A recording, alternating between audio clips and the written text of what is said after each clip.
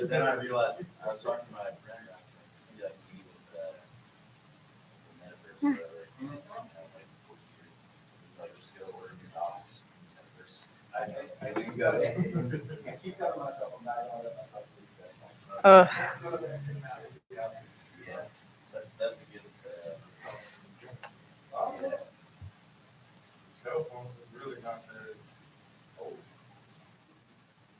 Well, the cell phone, that smart cell phone, really old. I mean, that's.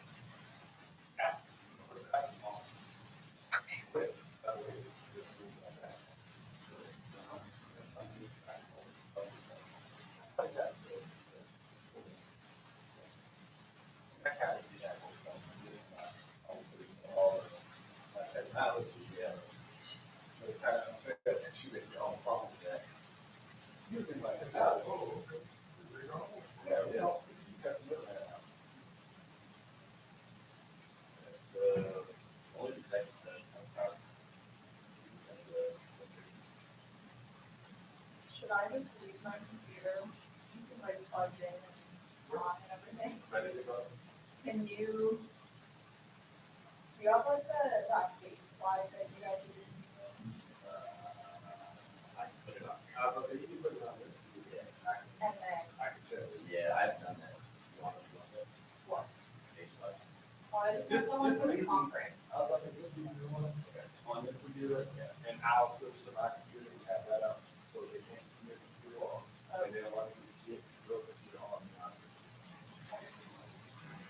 You're talking about the one upstairs. Yeah, yeah, they're like conference slide. Yeah. So I think it's a bit more than that, but it's yeah.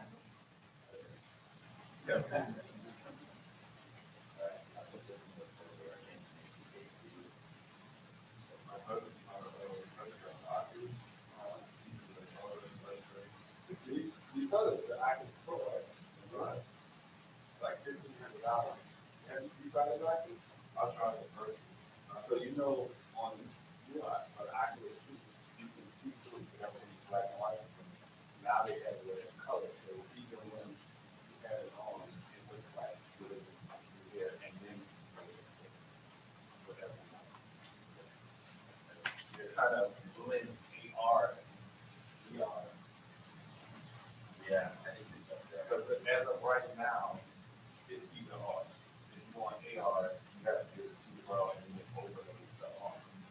And if you got VR, it's kind of black out everything with whatever world it's on. Okay, Amanda? Yeah. Carla just sent me that because that was the stuff that was on his computer. Cool. Capture. I The other title slide. I have my title slide. That might be the easiest. Like, I'll give it to you in a second. I'm just sending myself the outline for this panel so I can print it out upstairs since I won't have my computer.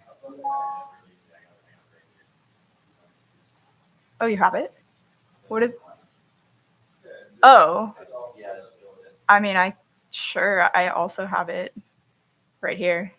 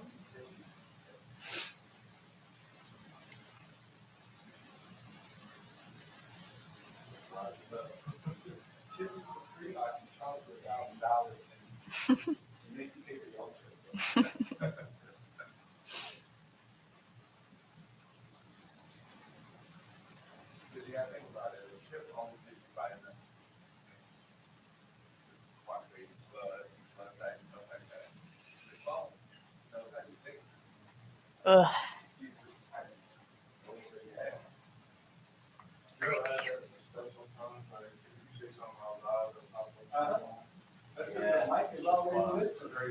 People have started doing that, like women are like whispering into their husbands' phone ideas. Coach, I Yeah. was just talking to someone about that.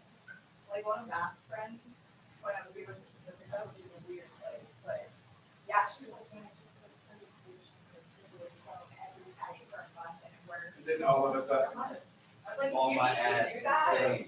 Like, if you need to do that, maybe. maybe you don't. Yeah. Yeah. Maybe it's not working out. Yeah. Yeah, I never heard of that. Well, that's what they hold. Because it'll keep you hearing in your mind.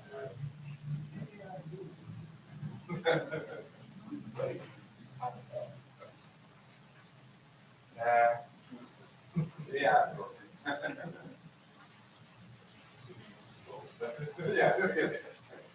Get a new phone for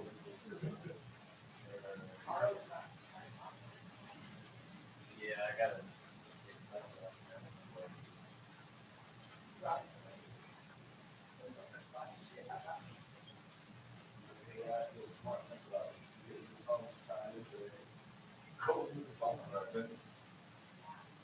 Their iPod account. Yeah. Which, honestly though, that's actually kind of nice. I don't see back to me. Yeah. Now you get a phone, you guys up your money. You pop it. It doesn't stress me out. I don't do that. That's your time. I clearly don't. Yeah. That's correct. It has a button. Yeah. So, yeah. Hey, so do mine. Yeah. Guess what? This Netflix is supposed to have nobody. Like that on the side or anything. And 2 years will come to us all four. Of course, this is me Oh, buying new because stuff. yeah. Well, That's why there's no distress. but if this stuff is really good, change the club. Oh, really? I like the club that I have. Yeah. We try to make it really good. Just everybody. Yeah.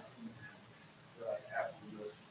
Clean into the environmental, but you keep the blood that has no benefit. That only your phone uses. So you don't have force to compete, but everybody, you know, one of your digital wire. So, it's like, yeah. And you can buy a wireless pack. Yeah. And we know our laptop with so many adapters that came with them. They're wrapped, so they didn't connect. They didn't connect it. That's always been the problem. Yeah. They didn't want to play with anybody else. But it's not a problem. They chose to do that. Yeah, they So that they could sell more shit. At first, it was a problem when it wasn't talking. Once they came back to the window. Okay, I'm gonna go upstairs. Yeah, I'll be right there. This one. Oh. I'll get it. What? It's all good. Yeah.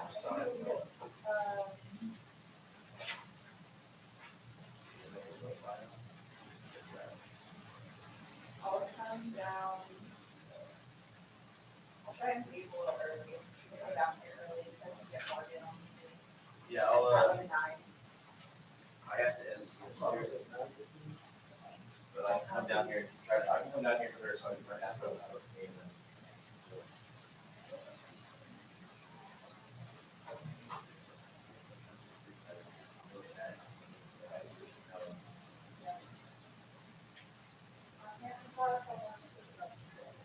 I woke up today, I slept longer, but I was yesterday. Built the fire, that was sick. Where?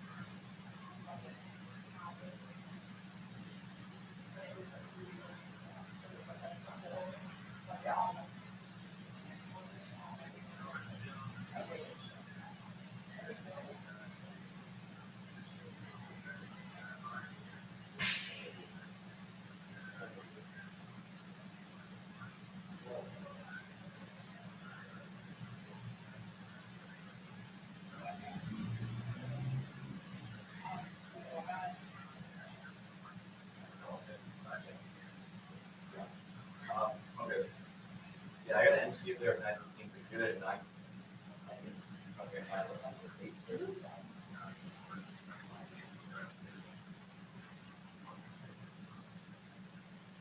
I gotta go get that.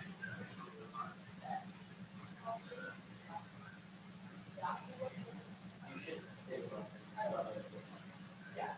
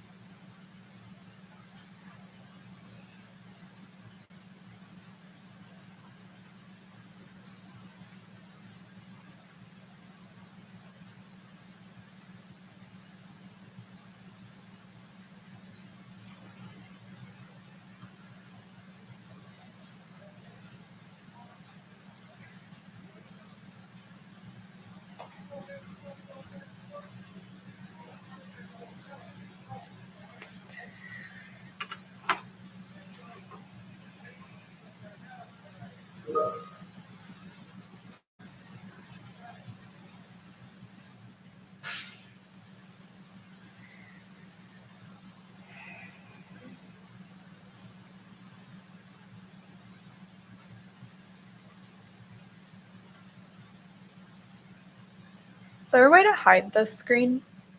Cool.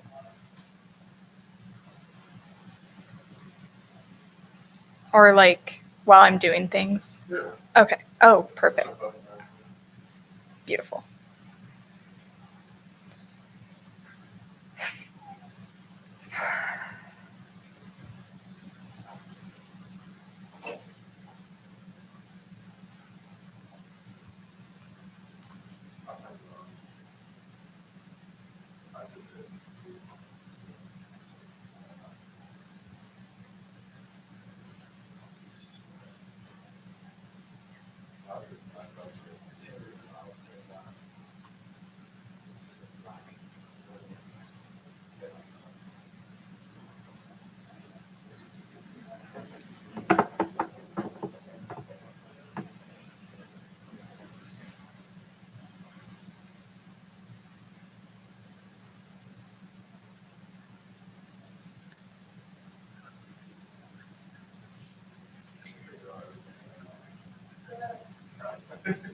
I'm gonna start the Zoom and get Morgan.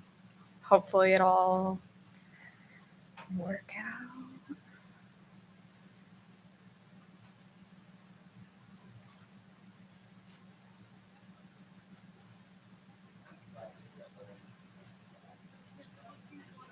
Amanda? Yes. Chris, Hi. nice to meet you.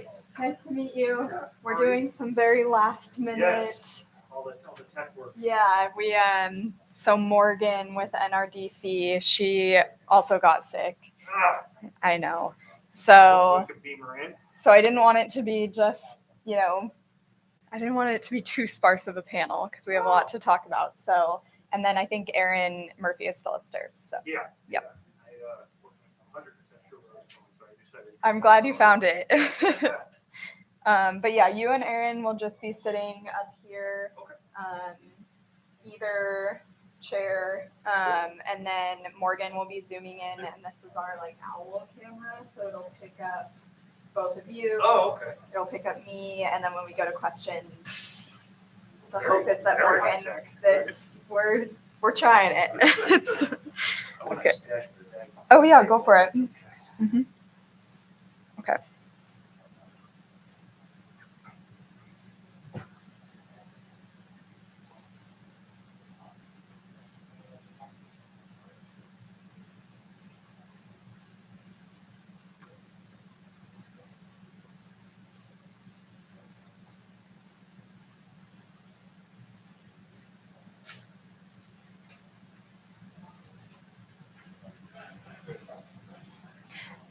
If Morgan joins the Zoom, will we be able to hear her right now through everything? Here she does it. All right, I'm just gonna do it.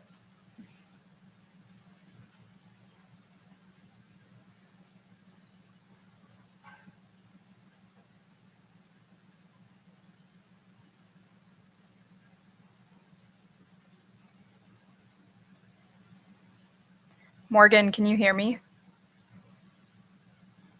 Hey Amanda, I can hear you. Okay, we're testing everything out in the room right now. We can hear you. We will be able to see you. Sure, yeah. How does it look on your end? Is it okay?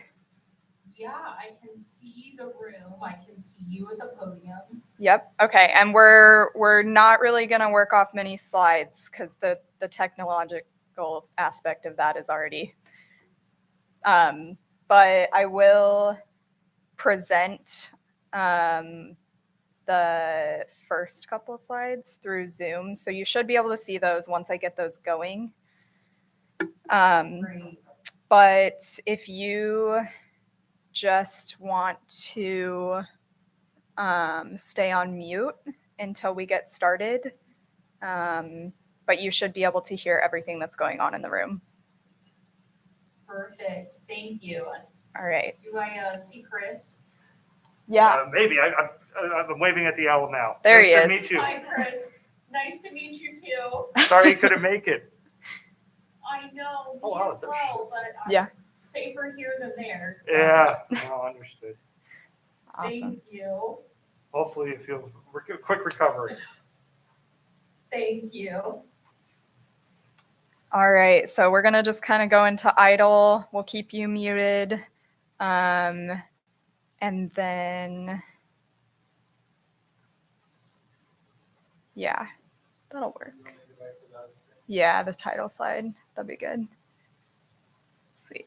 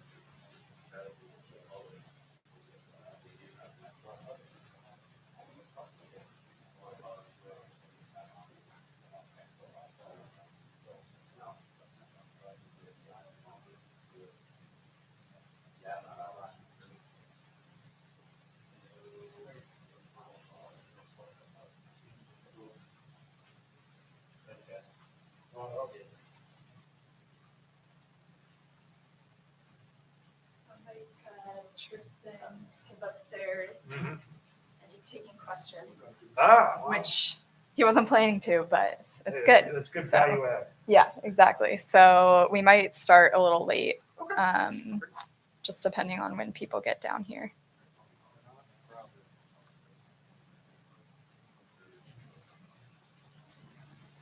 Hey, James. Want to see our owl camera setup? Oh, bro, now. It's a whole thing. Yeah. Yeah, It sees all. it does. It really does see all. So yeah, we've got Morgan on the Zoom, and then and then she can see all of us. And then when she does take herself off mute, it like goes throughout the whole room. Oh. Yeah. Well, that's cool. That's cool. Um, We'll see. So what is Beth supposed to be doing? She's Well, doing Beth the was time. like the timer, MC, and you were supposed to be the mics, but I think you might have to be all of it. Yeah, she's doing mics upstairs right now. Yeah. So Unexpectedly. yeah, because he wasn't planning on taking questions. Yeah. Yeah. It's good. No, it's fine. So do yeah, you we have, just. like, cards or anything, or should I just Oh, get those from someone? I thought they were just down here. I thought so too. How about you just do I'll just 10 minutes left? Put my hands up. Yeah. Okay. Or like 15 minutes. I feel like 15 minutes is for like when I want to do questions. So Okay. yesterday I was also just making a Word document and making the font really big Huge and just turning it showing the, yeah. I could do that. Okay, that works. Other than that, I don't need any. Do you have an amount of time you want people to like talk for? No, it's very much a back and forth conversation. So it'll just be like, I'll be doing a little intro and then they'll introduce themselves, Morgan as well, and then I'll be like kind of prompting some conversation and questions, and then open it up for questions from the audience around 15 minutes. Okay. I might give you 20 minutes before 15. That's So, you know, fine. there's no fun. Yeah. So, That's fine. I don't. It's hard to say like how long people will talk for. Yeah. I'm hoping people will talk for a good amount of time. It'll be good. Go into detail. There's a lot of I feel like stuff people to usually unpack. have more to say than less to say. I think so. Although Erin's panel, she said that it went like, Really? yeah, she said that like everyone answered their questions very succinctly and that they had like plenty of time for questions. And I The know, only one wild. I had one thing end early, and it was the methane leak detection homes. Oh, case the study. little But that felt short very, one. Like, Yeah. like nobody really had any questions after. Like I think there was one question. It's like if that's it, then I guess we're done. That's fine. Sure. Yeah. Okay. Cool. So should I just set up here? Thanks. Yeah, wherever. Yeah, I guess if you're just doing, although you will need to do mics once questions happen. But yeah, if you want to just like sit, I don't know, like over in that corner maybe, because I'll be like looking at panelists. So yeah. I think that was the hardest part of this room, doing the like timing, was getting the person up here to actually look at you. Yeah. I would have to like come down here and crouch and be like, you need to stop talking. Well, at least you know. Yeah, exactly. I do. It's gonna be fun if you forget. Yeah.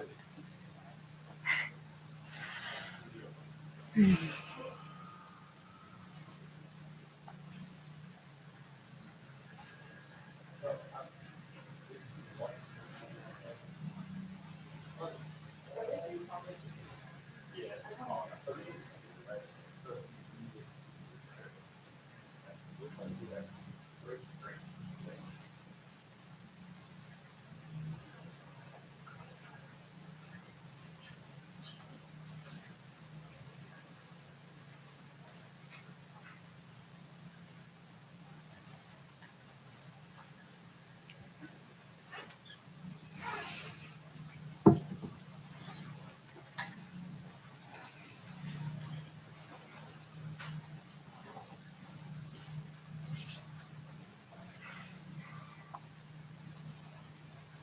Oh, I just realized the nail can actually kind of looks like a You just now realized that? I'm usually on the other side. Oh yeah, you are usually on the Yeah. other side. Yes, it does look like an owl. I think I've been on this side of the camera once. Little owl. Its name is Hootie in the app. Hootie. So does that make all the meeting attendees the blowfish? I hope surprised so. I had to make that same joke. You did it much better than I would have. We were thinking of other things to name it though, like the Office one, Hedwig. It's a good one. Classic. I think Winnie the Pooh just said owl, which is not very creative. Like you want to be a little more. extra. A little more creative.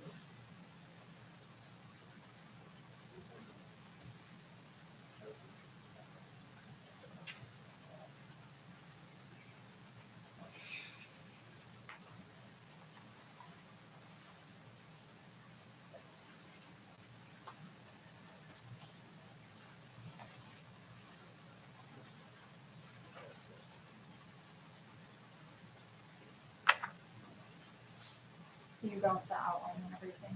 Yep. And you're good to, yeah, I was just gonna have each of you introduce yourselves because you can do it better than I can. So, Nope, happy to. yeah, feel free to like take your time, introduce yourself, tell everyone how you've been working on Mhm. work pipeline stuff, and then yeah, each of you will do that, and then we'll kind of dive into the Spire case. And I was gonna start with Aaron on that one, Cool. and then give you a chance to give kind of your perspective of the Spire case. Great. But I think we'll have plenty of time, so feel free to go into detail, and then Morgan will talk about the new draft for policy statements and kind of the potential impact on that. But even though Morgan's going to kind of like overview that, like I'll open it up to you and Aaron if you want to add anything to that. Yeah. That's what's cool about like the way that we're formatting it. It's like hopefully more of Right. a discussion. Less turn taking. Yeah, exactly. And then Are you standing the whole time? yeah, that's what we've been doing. Okay. It is kind of interesting, but and then some of the like recent DC circuit rulings and how those kind of interface with the policy shift, potential policy shift, and then just kind of talk about like what we think the future might hold. I know a lot of it's up in the air. But Yeah, right. Yeah, It's a I $1 million or $1 billion question. exactly. Yeah, but maybe just kind of like industry perspective, things like that. I think would be really interesting. So Great. be good. And then we'll have probably like 15-20 minutes for people to ask questions. Have you found people been generally pretty question heavy or? I think so. Yeah, Good. I think. Yeah, we had. I'm trying to remember his last name. John Heckanon from FERC OPP, the new Office of Public Participation, and he did a presentation about OPP and like what Yeah. they're doing and everything, and it was really interesting. He was great, and people had a lot of questions for him. Is he the guy who came from the Connecticut PUC? Maybe, I'm not sure. I Yeah. had seen an OPP speaker earlier this year. And that was his background. And I didn't know if it was the same guy because I can't remember his name. Yeah, he was great though. Oh, Yeah. there he is, John. Different guy. Different guy. All right. Seems like the panel upstairs He's, finished up. Oh, you was the Joe? yeah. The poor man's version of Sounds Joe. like false advertising. That's why they didn't I was announce it. So they have to good. put I was your, letting Chris know. So we have registration Morgan on Zoom here. We've got like a virtual setup going on. So Morgan's on Zoom. We've got the owl camera, so it'll pick up you and Chris and me and the audience. This is what she can see. And then, hey Morgan. And then when she is eventually off mute, her voice will go through the speakers, so everyone will be able to hear her, and she'll be able to hear you through your speakers. Okay, supposedly. Cool. And then, yeah, it'll be great. And yeah, I think we'll have plenty of time, so feel free to like expand on things, and especially when like your introduction. Well, I mean, so people probably know who you are, but yeah, just work on slides and stuff. But I did get your email, so yeah, great, thanks. Nice to meet you, Chris. Nice to meet you. I shut my mouth. Organize myself.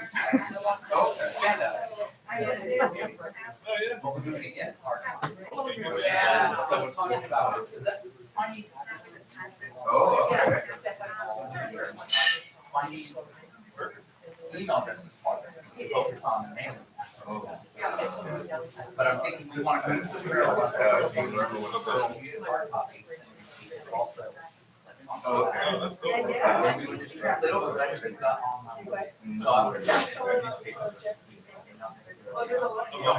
Yeah, so there was Baker Mays, but he went to,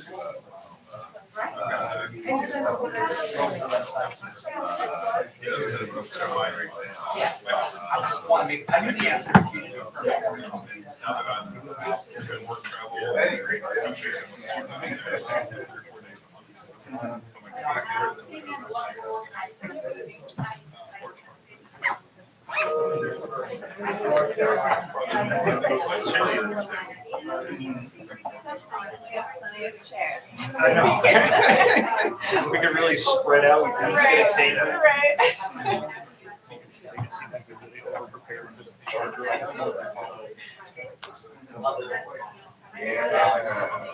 Understandable, it's a whole thing, yeah. Stick around New Orleans for the weekend. Or you have I'm gonna say tonight. I want to. Oh, yeah, I hear that. Great. Live jazz. So. Yeah, exactly. Take it.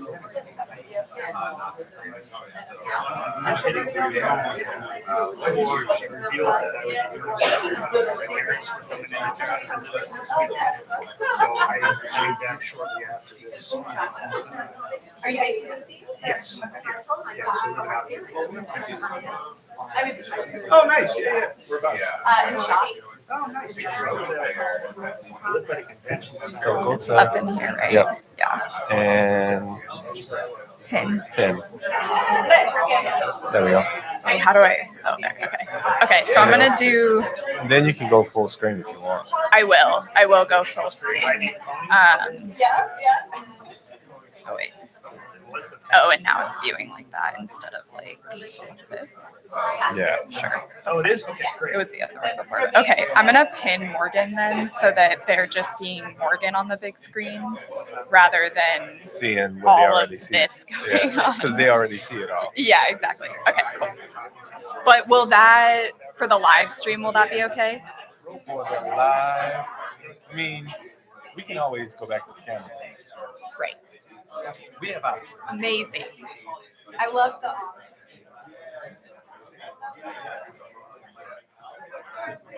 Yeah, yeah, exactly.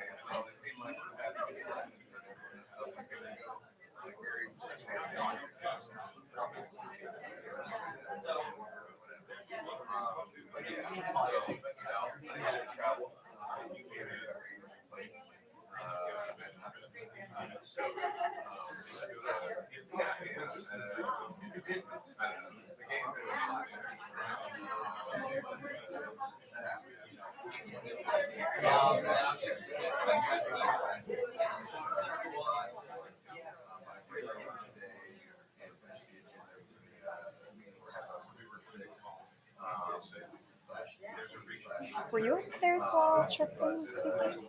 I was a couple minutes late, so I don't know if you said anything. Oh, I was just wondering, like, how many people in the room, like audience, like lighter than yesterday, I'm guessing. A little lighter, but it was still busy. Okay, I'm just wondering, like, how many more people are gonna come? Because this is light. It seemed like a lot of people, like when I got up to come here, it seemed like a lot of people were staying put. Yeah, I'm just wondering because we're already getting started a little late, so I just want to make sure. Yeah.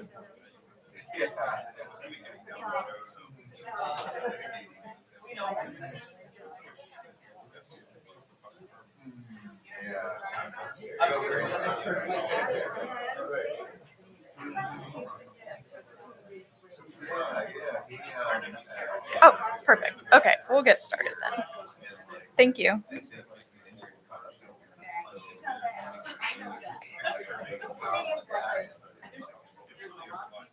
Yeah, so it's like,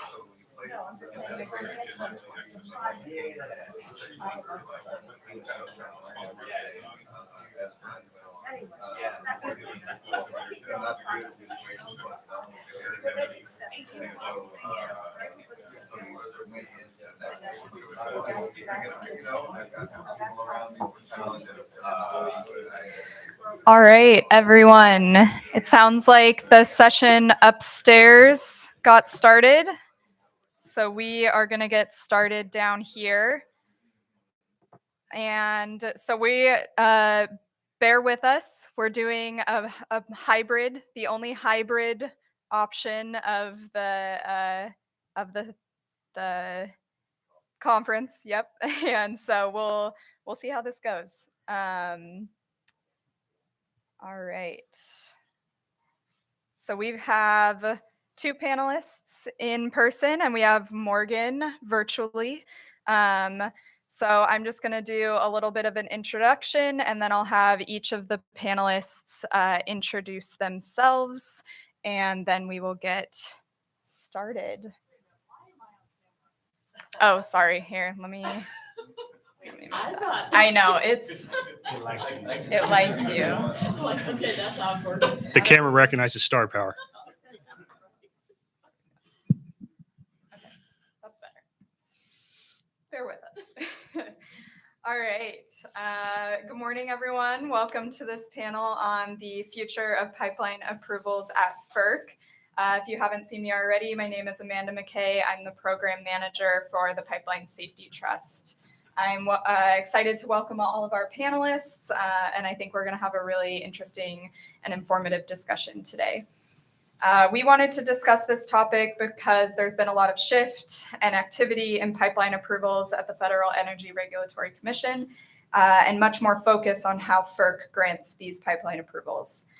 I'm going to go into a brief history of the process, the statutory authority that FERC has for granting pipeline approvals, and then we will invite the panelists to have a discussion on some of the more recent shifts that we have been seeing. I am no expert in this subject, so feel free to correct me later on if I misspeak on anything. So Section 7 of the Natural Gas Act gives FERC the authority to determine whether a proposed natural gas project is or will be required by the public convenience and necessity. This essentially means that the commission is looking for whether or not a project will benefit the public at large through either expanded service or lower costs, as well as if there is a market demand for the project.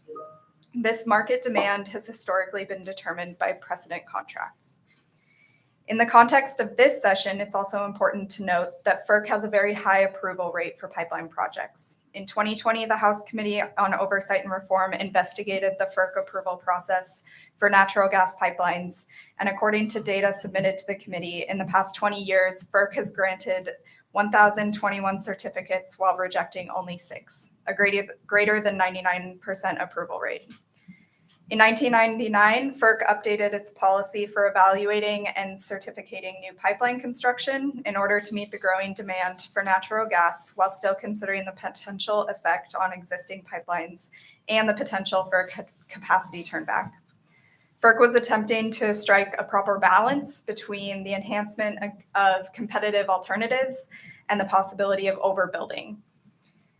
Through that policy update process, FERC asked commenters to consider whether the commission should look behind precedent contracts and whether they should apply different standards to agreements with affiliates versus agreements with non-affiliates. In FERC's previous policy, a new pipeline project had to show market support through contractual commitments for at least 25% of the capacity of the project. In the updated policy, FERC eliminated this requirement in the hopes that it would also reduce the significance of whether the contracts are with affiliated or non-affiliated shippers. The commission is now focused on whether the public benefits that would be achieved by the project are proportional to the project's adverse impacts. Of course, there's much more detail and nuance in the actual policy statements themselves, but this provides a primer for the discussion that we are going to have today. Today, we will dive into the Spire STL pipeline project, the new draft policy statements announced by FERC in February of this year, and the political and legal implications of this rapidly changing landscape at FERC. So now I'd like to let the panelists introduce themselves, give a brief background, and a little bit of an overview on how you specifically work with pipeline approvals and issues at FERC. So Erin, do you want to go first? Sure. Thanks, Amanda. Hi, everyone. I'm Erin Murphy. I'm a senior attorney with Environmental Defense Fund on our Energy Markets and Utility Regulation team. My involvement in this area of pipeline law really stems from my work on the Spire STL pipeline approval. EDF engaged in that proceeding before FERC. We also engaged in that proceeding, the initial phase of that proceeding that was at the Missouri Public Utility Commission around the contract for capacity on the Spire STL pipeline with Spire, Missouri. And after challenging that certificate application administratively before FERC, we filed a petition for review at the U.S. Court of Appeals for the D.C. Circuit, seeking review of FERC's approval of the pipeline. And I'm sure we'll get into more detail about sort of the course of that litigation. I will also make an effort to speak a bit to sort of the state of play currently at FERC, though we'll note that a colleague of mine is the true expert there. And so I'm going to fill in from some notes, which is why I have my laptop open. But yeah, looking forward to the discussion. Thanks, Erin. Chris? Hey, good morning, everyone. My name is Chris Smith. I'm a regulatory attorney with the Interstate Natural Gas Association of America, or INGA. For those of you who are expecting to see Joan Dreskin of INGA this morning, she is unfortunately unable to make it today. She's sorry, and I am sorry that you have to deal with her understudy. But INGA is the trade association representing interstate natural gas pipelines in America. So our member companies, there are 26 of them, are the companies applying for certificates from FERC to construct, operate, or modify natural gas facilities that transport gas across state lines. INGA does not typically get involved in member application proceedings. So when a company applies for a certificate, however, we will intervene and participate in proceedings that we think might have industry-wide ramifications. So over the last few years, FERC has been having an ongoing proceeding looking into whether and how to modify its 1999 certificate policy statement, which is basically a guidance document saying how it's going to evaluate certificate applications. I will spare you all from having to read several hundred pages of comments. The takeaway is that INGA as an organization thinks that the 99 policy statement has created a consistent, durable, reasonable, appropriate framework for evaluating natural gas applications. And it really has been beneficial to the country. You know, it's allowed for access to lower cost sources of energy. It's allowed for emissions reductions by enabling shifts from coal and fuel oil to natural gas. It's helped maintain electric grid reliability, while a greater number of intermittent renewable resources are integrated into the grid. And so as a matter of sound policy, we don't think there should be major changes to it. We also don't think there are really any court mandates saying that you have to make sweeping changes to this policy statement. And I just want to say the 99% statistic sometimes has been used to say that there's a rubber stamp process at FERC, and that's one of the reasons we should change it.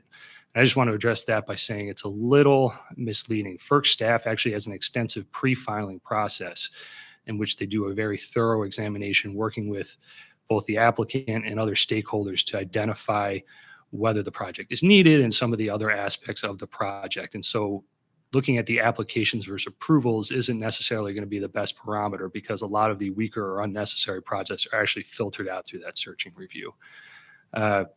I'm looking forward to the conversation. Really appreciate the opportunity to talk to you today. Awesome. Thanks, Chris. And Morgan, do you want to take yourself off mute and introduce yourself? Hi, everyone. I'm Morgan Johnson. I'm a staff attorney for the Natural Resources Defense Council and our Sustainable FERC project initiative. We advocate for more open, transparent, reasoned reviews of FERC regulated gas projects that are fully compliant with the legal and regulatory framework around the Natural Gas Act. The Sustainable FERC project and NRDC have led multi-year effort of public interest organizations calling for rebalance of the rubber stamp approval process that I know the term was coming, Chris, you know it. Absolutely. That's why I brought it up. Yep. So, we have been, engaged in that process of proceedings related to it. in past years. And I think that's sufficient introduction for me. Let's get into it. Thanks, Morgan. All right, so I want to, just jump into it. If you haven't heard about the Spire decision, you are about to. So I'm going to give both Aaron and Chris a chance to sort of explain the Spire decision from two different perspectives. Aaron, do you want to take it away? Sure. Thanks, Amanda. So, I'll start before getting to the decision with a little bit of the background of how we got to that decision, right? Which is the petition for review that EDF filed at the DC Circuit. So the Spire STL pipeline is a 65-mile pipeline. It's an interstate gas transmission pipeline in Illinois and Missouri, and it was intended to bring gas supply into the St. Louis region, which is served by the local gas distribution utility Spire, Missouri. Spire, Missouri, the gas utility, is owned by the parent company Spire Inc., and Spire STL, the company that sought to develop and did develop and construct and now operates the Spire STL pipeline, is also a subsidiary of Spire Inc.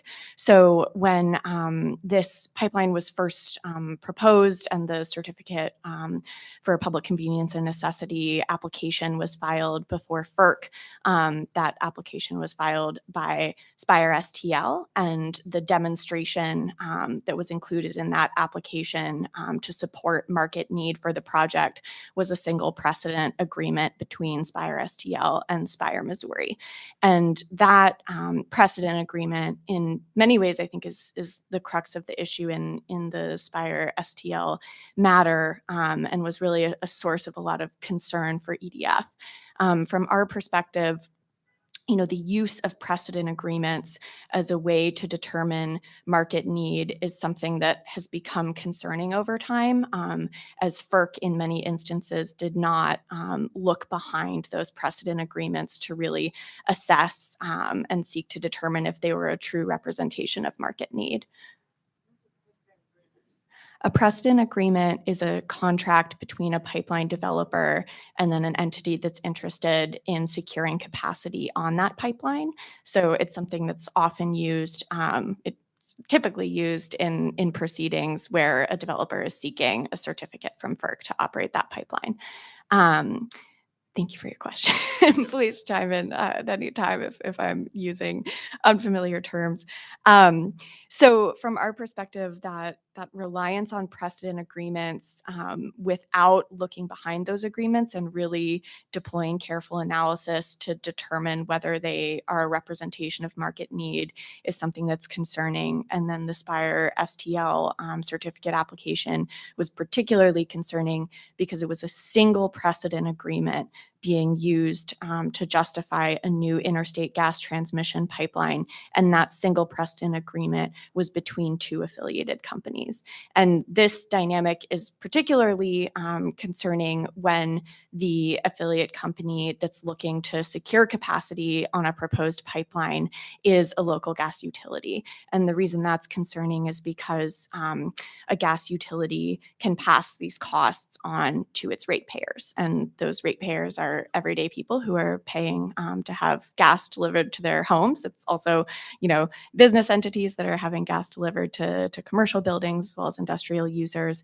But those customers can essentially be locked in to paying for the costs of a gas pipeline capacity agreement if this sort of specific dynamic is in play, right? Where you have this precedent agreement and the pipeline developer is affiliated with the gas utility. So we see that as sort of an incentive concern where there may not be that same sort of genuine market need in the instance where it can potentially be shifting profit over to the shareholders of the pipeline developer and costs onto the ratepayers of the local gas utility. And because that, instance was at play in the Spire STL pipeline, and FERC in the certificate approval process and decision did not really carefully look behind that single precedent agreement. We viewed that as concerning and really demonstrative of an inadequate review process that resulted in the approval of the pipeline.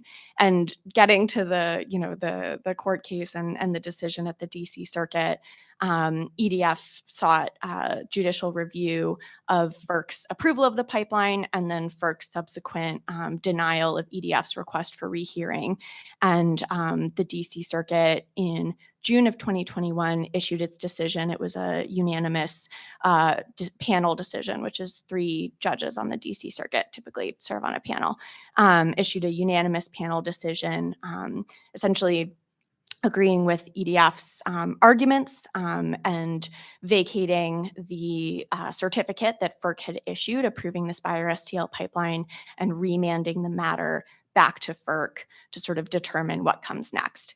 And there's a lot of reasons that determining what comes next gets very complicated, in particular because the pipeline was fully constructed and became operational. In fact, FERC approved the pipeline to go into operation about 1 or 2 weeks before they issued their decision denying EDF's request for rehearing, essentially ensuring that the pipeline was completely in operation before EDF ever had an opportunity to really seek a day in court. And I should say, not just EDF, but any stakeholder who potentially wants to challenge an infrastructure project like this.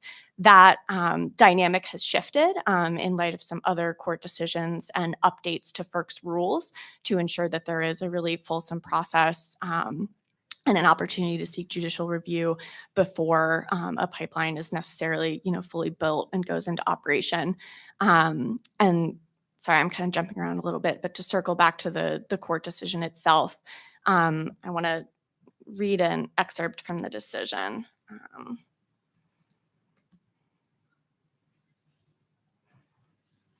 So the DC Circuit wrote that nothing in the certificate policy statement suggests that a precedent agreement is conclusive proof of need in a situation in which there is no new load demand, no commission finding that a new pipeline would reduce costs, only a single precedent agreement in which the pipeline and shipper are corporate affiliates.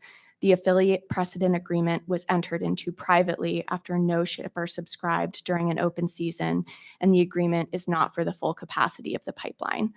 And I'm sure Chris is going to talk about this, and I don't disagree. That is a unique set of facts, right? That is a uniquely concerning set of facts. But I think, it does speak to broader issues in terms of the way pipelines are reviewed and approved at FERC, because each of those sort of instances, right, are things that require close attention by a regulator and really fulsome review before we move forward with these significant infrastructure projects.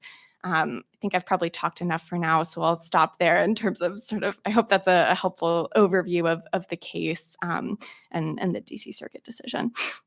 Yeah, thank you, Erin. That was good background. Chris, do you want to talk a little bit how Inga was involved in that process? Yeah, certainly.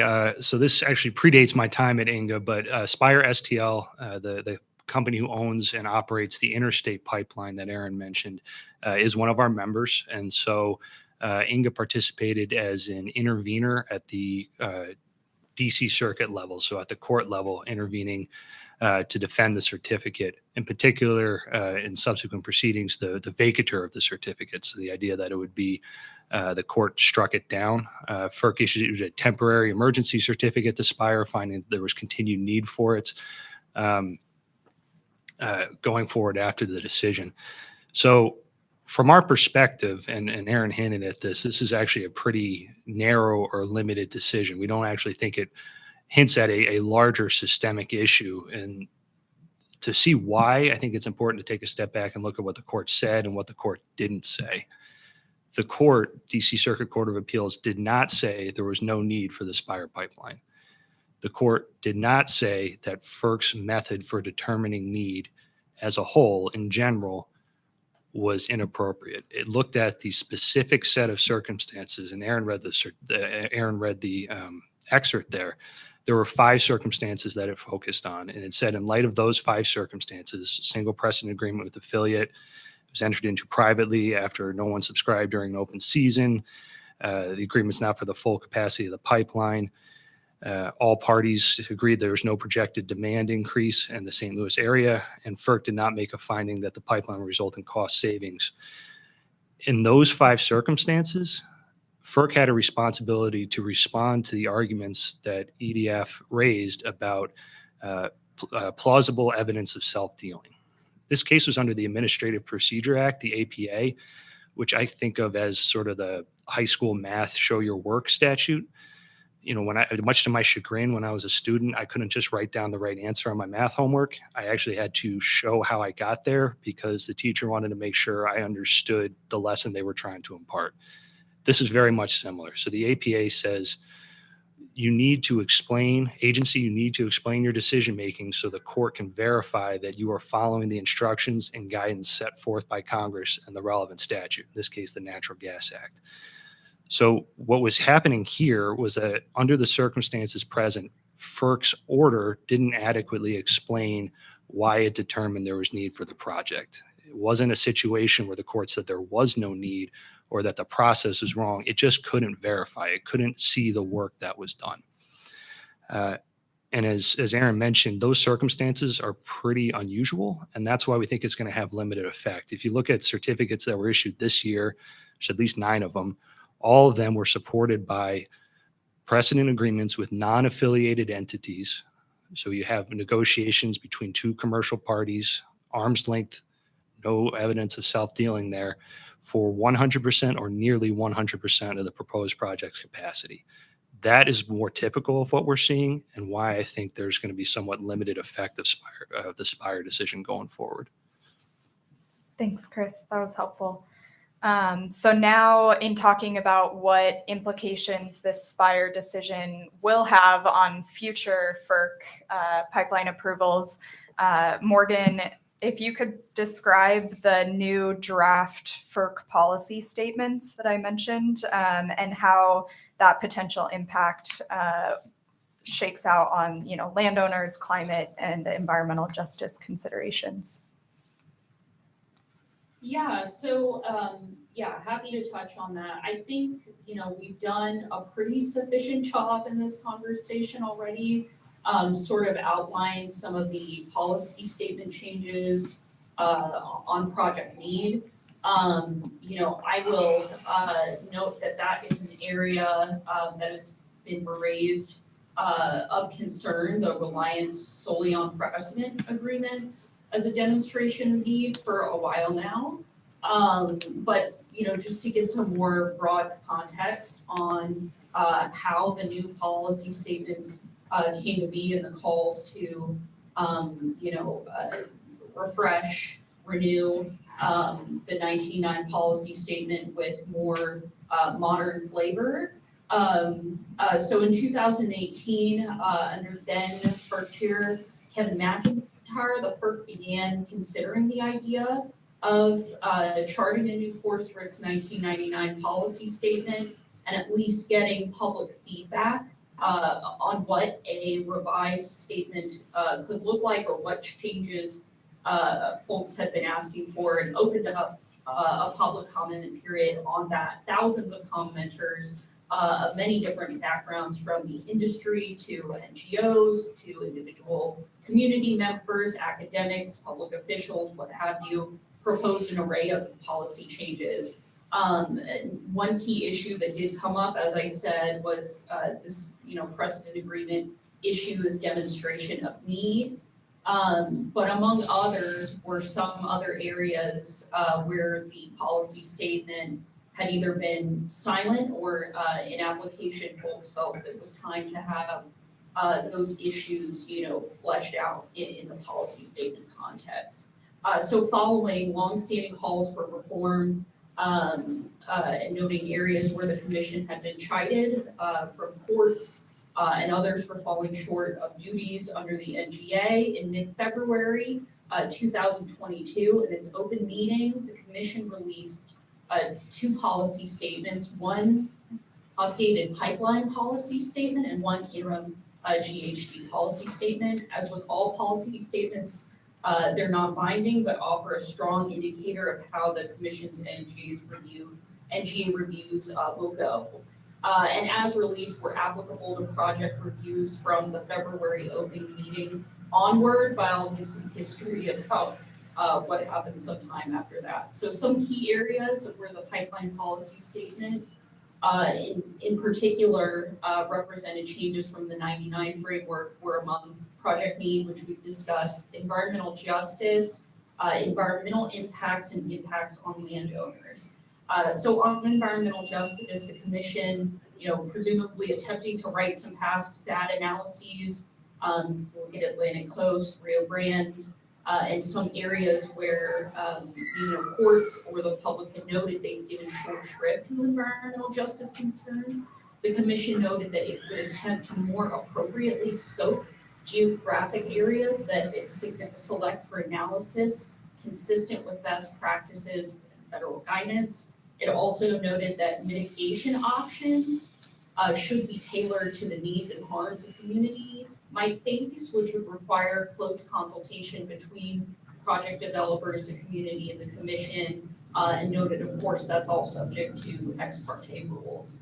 On environmental impacts, the commission noted that environmental impacts would be considered along with all other impacts as part of the commission's public interest determined under NGA. I don't think that's a major surprise for most folks. And on landowner impacts, commission noted that it would consider a wider range of impacts to landowners. And in doing that, it'd be considering, landowner impacts based on ideally robust early engagement with interested landowners, continual evaluation of input from those landowners throughout the proceeding, and that the commission would consider what a pipeline applicant had already done to acquire land through good faith negotiation, or an applicant's plan to minimize the use of eminent domain upon receiving FERC certificate.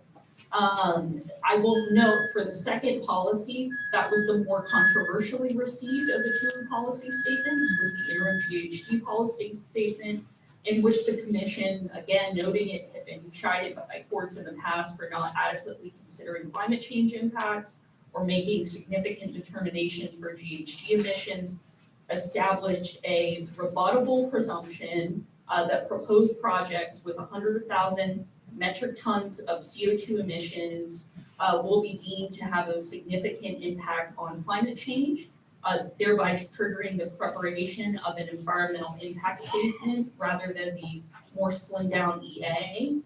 FERC also said it would consider a project's reasonably foreseeable GHG emissions that have a reasonably close causal relationship to the project, which could include upstream and or downstream GHG emissions for certain projects, in addition to direct GHG emissions resulting from the construction and operation of the project. And FERC also, lastly, I will say, said that it could condition the approval of a project on the sponsor's mitigation of the project's climate change impact. And so to kind of touch on the, reception of those policy statements, following the rollout of the updated pipeline policy and interim GHG policy, an array, of voices shared and an array of opinions. So for landowners, impact communities, climate voices, folks who have been asking to see greater transparency or closer compliance with some court rulings from a climate perspective, this represents a significant step forward towards balance, not necessarily a silver bullet. But the commission also faced rather significant opposition from industry voices. Significant comments came into the policy statement dockets. As Chris described, right? Inga wrote comments, many other folks wrote comments, we wrote comments. But the commission also faced criticism, not just in the docket, but also in other spaces. There was a hearing in the SCNR committee in early March. And so the commission, acknowledging the industry's expressed desire for greater input, and also, acknowledging other calls to slow walk the policy statements, the commission placed both policy statements fully on draft status and open a comment period and reply comment period. And since the close of that comment period, that is where they remain fully on that draft status at this time. Thank you, Morgan. I think that's a really helpful overview of the new policy draft policy statements. I think making sure that we have enough time for people to ask questions. I kind of want to move right into, what do we think that the future is going to hold at FERC? What are pipeline approval is going to look like moving forward. And I'm glad that Morgan mentioned the political implications of these new policy statements. And I was wondering if anyone wanted to talk a little bit about that. Chris? Yeah, sure. Like we were joking before, that's sort of the billion-dollar question. So at the moment, we don't really know what's going to happen going forward. And it's created a lot of regulatory uncertainty for the industry. These are capital intensive projects. They cost a lot of money and take a lot of years to build. And so it used to be over the 20 plus years that the 99 policy statement came into effect and FERC applied it, that as an industry, we would know this is generally what FERC is going to expect to see in an application. And we generally can expect an answer within 18 to 24 months as to whether we're going to be able to go forward. And that allowed the development that unlocked those benefits that I mentioned at the beginning. Right now, it's very uncertain. FERC has made the policy statements draft and has committed not to apply them to applications that are pending at the time it issues whatever final statement comes out. But that's difficult for projects that have a long lead time for development. And so I think what you're going to see is it's a stifling of the industry and a stifling of pipeline development. In terms of what the final product is going to look like, I think it's difficult to tell on some of the major issues like greenhouse gas and climate change. There's a pretty strong split among the commission between, it's pretty much spearheaded by Glick and Danley. They're the ones arguing at all the open meetings. But as to whether FERC even has the legal authority to consider things like indirect greenhouse gas emissions, there are areas of agreement. I think if you look at the now draft policy statements and statements by Commissioner Christie, there's probably at least 4 commissioners right now who think there needs to be greater scrutiny of affiliate precedent agreements when determining project need. The DC Circuit has continued to affirm FERC's reliance on precedent agreements and even putting affiliate agreements on the same level as unaffiliated precedent agreements. But there might be, because there is bipartisan support for that, changes in that area. So it's a little difficult to tell. I think some of the lower hanging fruit issues like environmental justice and landowner concerns, the direct effects of a pipeline, there might be a path forward. But I think at least with some of the climate change issues, some of these broader questions of FERC's legal authority, I have a difficult time seeing what the path forward is going to be. Erin, do you have anything to add on that? I have something to add on a different topic, so I don't want to. Morgan, do you want to chime in on what Chris just said? Yeah, I can chime in on something as well. Yeah, I think, the politics around it, of course, is, as Chris says, the $1 million question, right? I think lots of folks are interested in, where this could go, what future iterations of the commission would want to prioritize, like areas of these pipeline policy statements or the GHG policy statement that the commission could move forward with. I do think it's important, to note that it's not just the industry that's looking for that regulatory certainty, right? It's landowners, communities, climate advocates, environmental justice communities in particular, that really want to make sure that when the commission is moving forward with its project reviews, that it's doing it in a way that is compliant with the law, transparent, asks the right questions of applicants, ensures that it has the information that it needs to move forward with a fully informed decision. And so I think, there are areas of the proposed pipeline policy statement that, moving backwards from, what was proposed in them would represent, a major step backwards in terms of bringing regulatory certainty for those folks. And also, just thinking about the resource intensity that it takes for, folks who are advocating for the commission to get it right in terms of environmental justice and not, having a repeat Atlantic Coast situation where it's not scoping its environmental justice reviews adequately, or from the climate perspective, right? Every time the commission fails to do its significance determinations that it has to do, that represents resources and time for project, challengers and folks who are wanting the commission to get it right, but most importantly for, community members and folks who are impacted by this infrastructure. Great, thanks, Morgan. Erin, you had something to add on a different topic? Yeah, thanks. I just, Chris mentioned the temporary emergency certificate, and I did want to make sure I addressed that. After the DC Circuit issued its decision that vacated the certificate for the Spire STL pipeline, with the certificate being vacated without a certificate of public convenience and necessity from FERC, a pipeline is not authorized to operate under the Natural Gas Act. And so Spire did file an application, and FERC issued a temporary emergency certificate that remains in effect right now that enables the pipeline to continue operating. And I did just want to emphasize that EDF has not called for the pipeline to be shut down. We express support for the continued operation of the pipeline and to ensure that the people of the St. Louis region have continued access to the gas and the fuel they need to heat their homes during the winter season. And I raise that, and I take this case extremely seriously, just to point out that, in public statements, Spire distributed communications to its customers implying that EDF was seeking to cut off their access to gas, and that is not something that we have done. And we continue to support, the continued operation of the pipeline while FERC resolves what the future of the Spire STL pipeline will be, which we think is really important that be done. Morgan just mentioned transparency, and that really needs to be done in a transparent and open process. Thanks. All right, thanks, Erin. Very quickly, before we get to questions, I was hoping that each of you could maybe give a very, very quick overview of what people should be looking for in the future. So what people should be keeping their eye on in this process.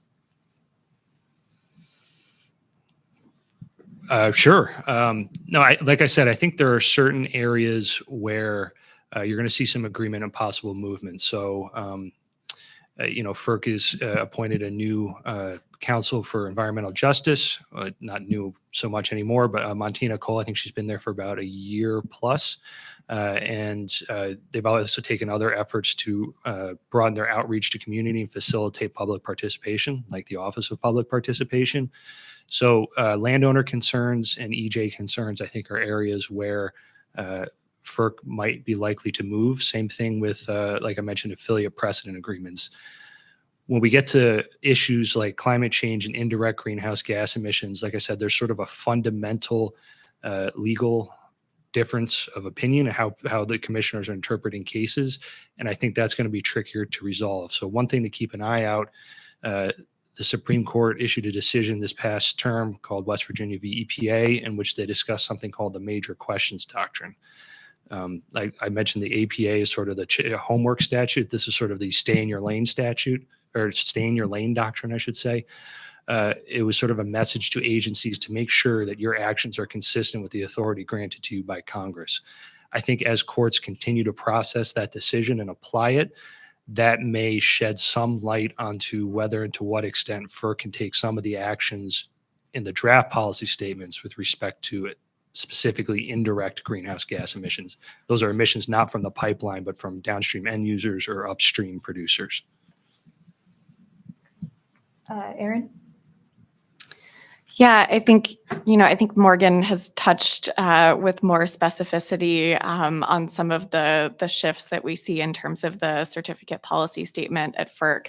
So I'll just say, very broadly, I think, what EDF has described in comments and what we're hoping to see is that finalization of really a more comprehensive, transparent, open process that more carefully assesses whether or not new interstate pipeline infrastructure is needed, and also that really takes into account concerns on the ground, environmental community impacts.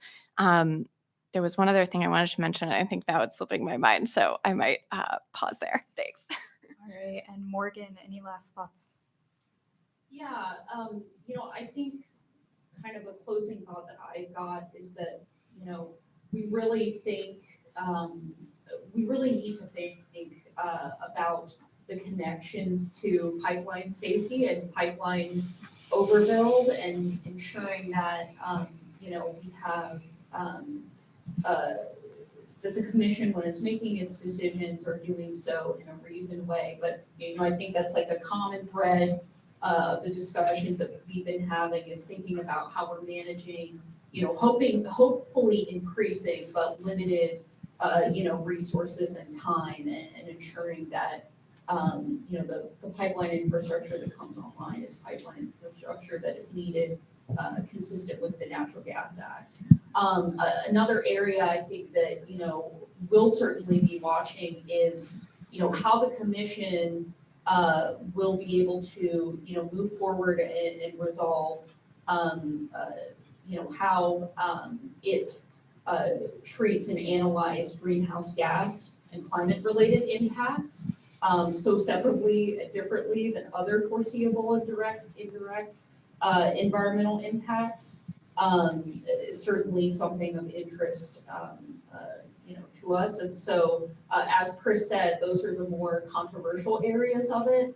It has been good to see, areas where advocates and the industry and the commission and all interested stakeholders have kind of, moved forward and evolved our collective thinking about environmental justice and landowner impacts.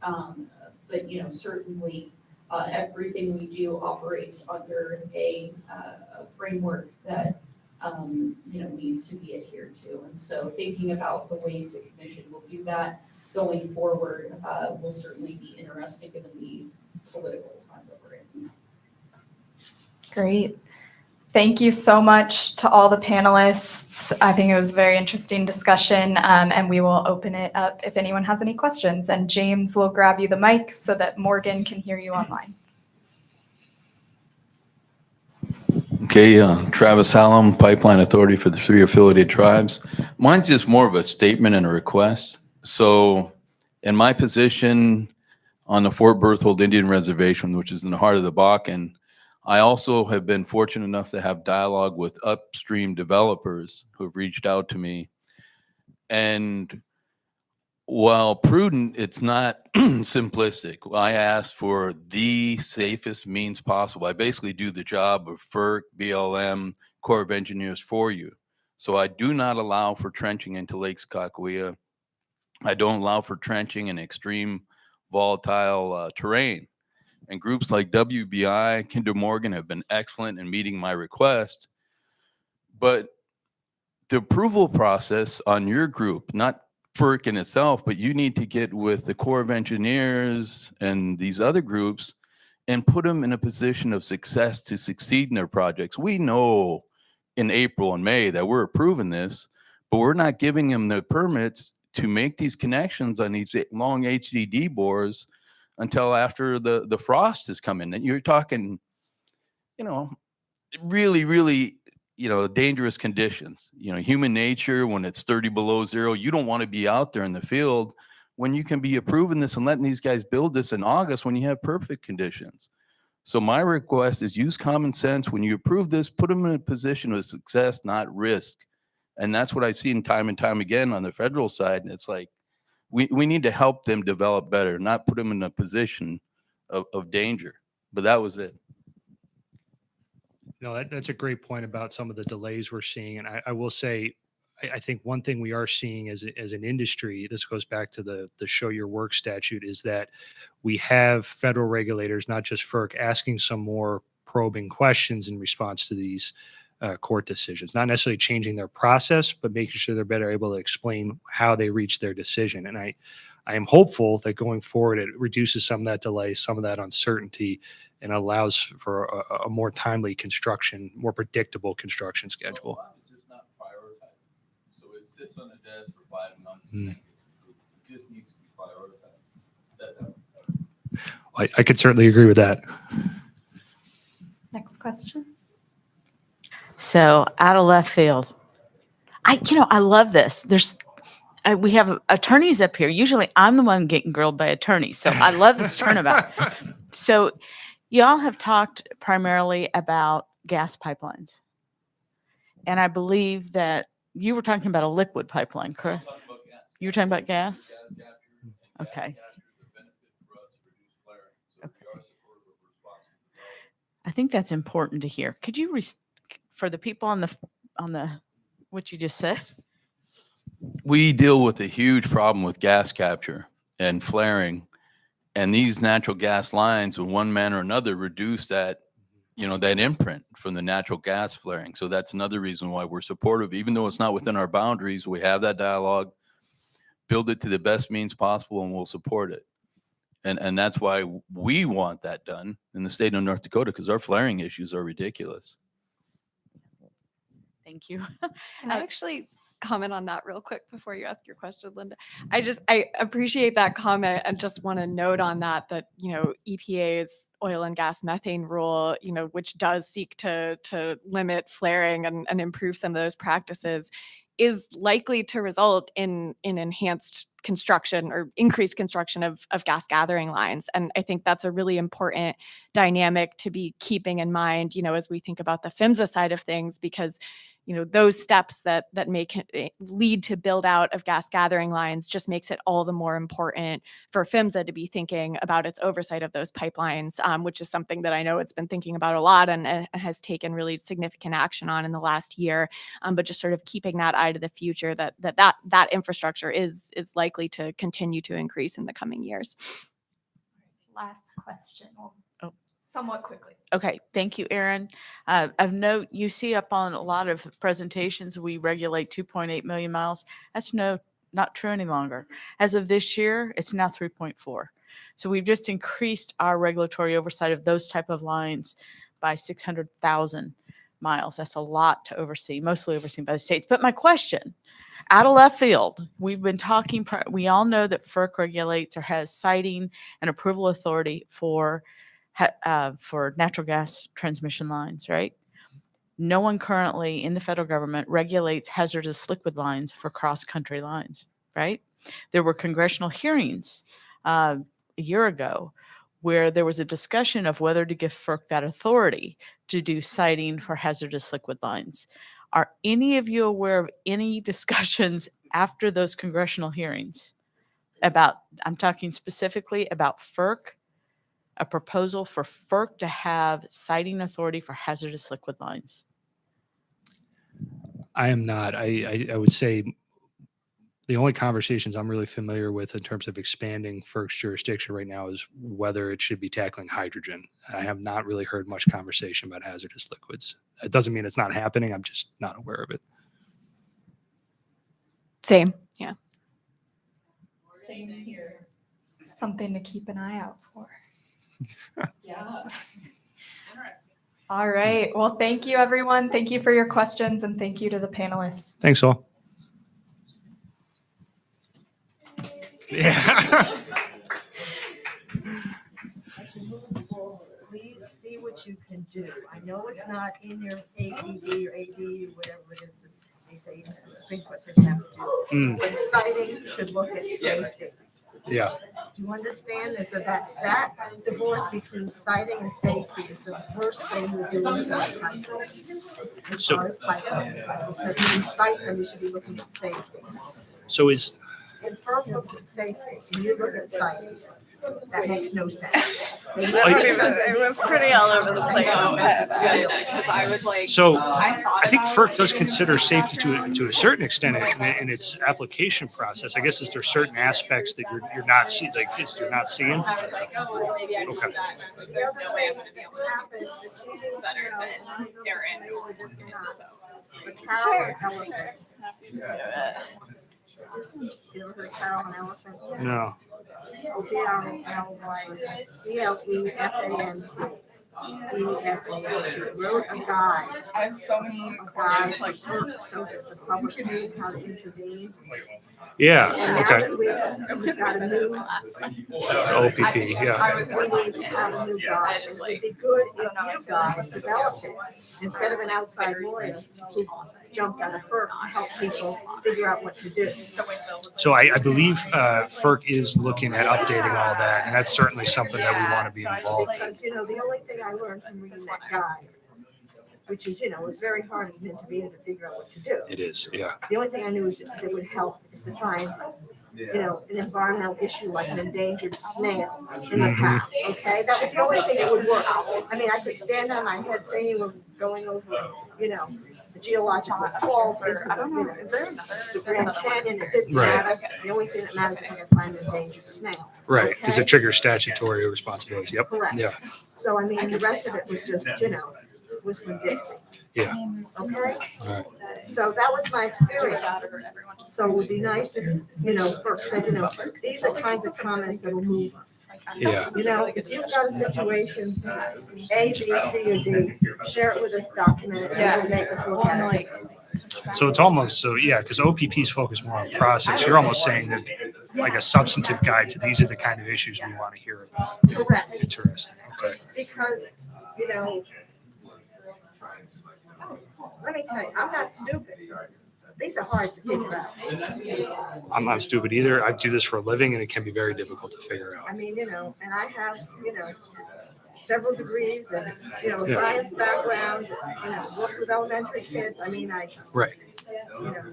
you know, it's, you know, I'll do my homework, Right. but it's just, you Well, know. not everybody has the time and training. So the extent we can make it more accessible, and that's something with the environmental impact statements. They're tough to read. I think that's probably an understatement. They're very thorough and they do a great job putting them together, but it's tough to make those accessible.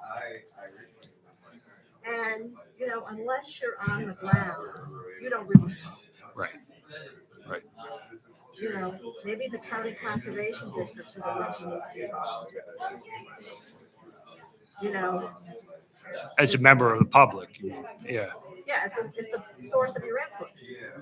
Yeah, because I think as a pipeline, we reach out. I think we do a good job reaching out to all stakeholders. I think it's the next step of facilitating that communication. I think Yeah, is what can you help us with? right. Because we Right. don't know, we're sitting up here looking at GPS map. Yeah. Right. Okay. How's that? Oh, I appreciate it. No, we're always looking for ways to do better. I know you're very kind, but I'm just telling you my experience. No, I very much appreciate it.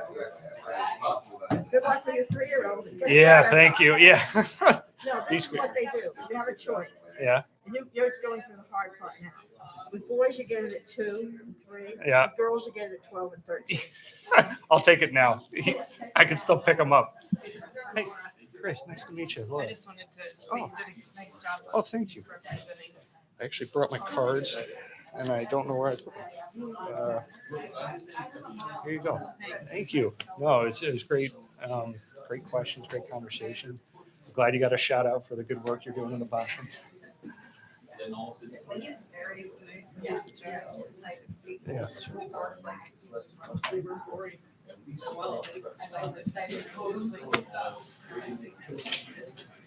Yeah, no, it's real safety, and you know, Aaron brought up, she didn't say it, but Order 871 and some of these other delays. It's just, I think we've made it. We're not accounting for that safety risk now, and what a delay of even a few months could do. That's tough. And it's different, you know, when you're operating Missouri versus. Right. Absolutely. Going to be pretty low this weekend. Right. And then it's, you know, in the spring it's super muddy. Right. Yeah. You know. Anyway, I just. It's great meeting you. You did Yeah. a good job. Thank you. Thank you. Enjoy the rest of the conference.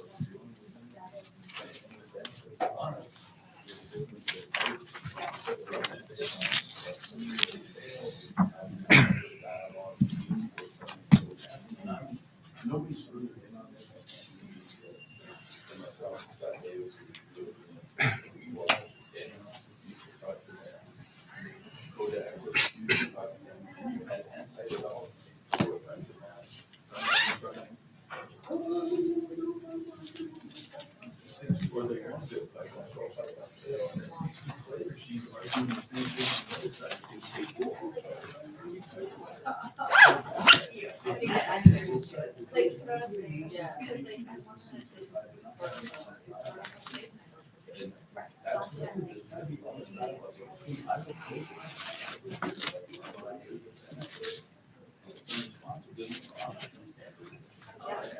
where these two components of not having conversation allow the third party to come in and create a bulk narrative.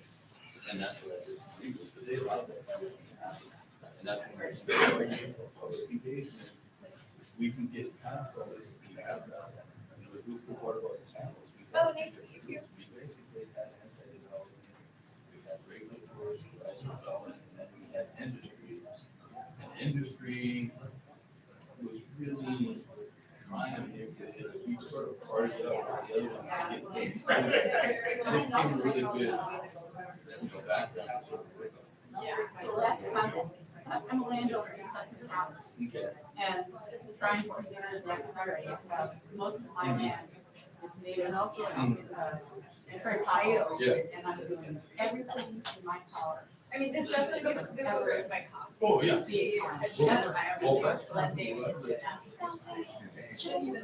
That's true, yeah. And I'll be right back. I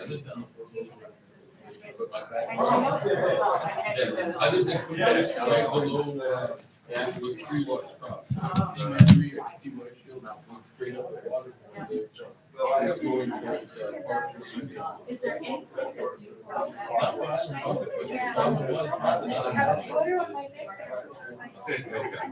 I would go come. Yeah.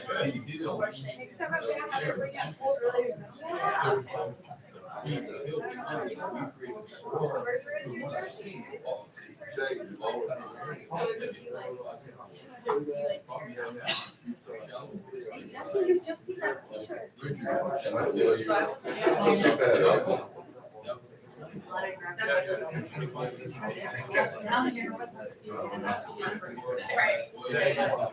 Oh, good, good, good.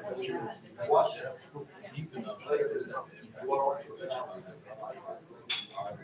I am madly in love with all of us, and that land that I know, I'm responsible for since I love I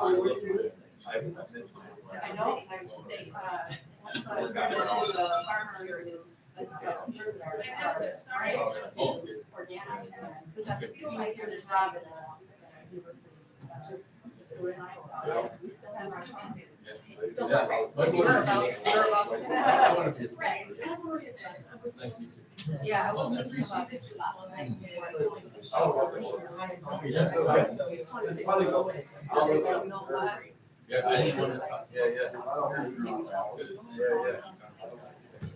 I was kind of.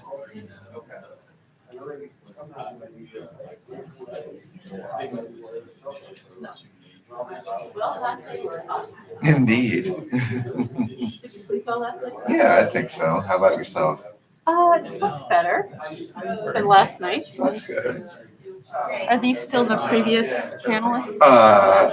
What now? Is this from the previous panelists? I think that's Jade. Oh, yay! Yeah. Oh, she's, oh, good, good, good. Mhm. Yeah, I've had such a good time with Jade. Oh, my God. Aw. You guys, you've got a fabulous, fabulous staff person. We're cooking up all sorts of. Mm. Oh, yeah. Ooh, all right. I like that. So we're gonna work with some of the students that she's worked with divest. Look at the investment and and how we can get the universities out of their research funding. Yeah. So we're gonna put together a plan for the students. Okay. So Oh, that's exciting. Oh, like lots of other. I do enjoy good plots. And we just wanted to make sure. Mhm. And got lots of ideas on this. Mm. And so we sent it a letter this morning. Mm. Oh, nice. That's awesome. Has there been any response yet on the letter for a public hearing?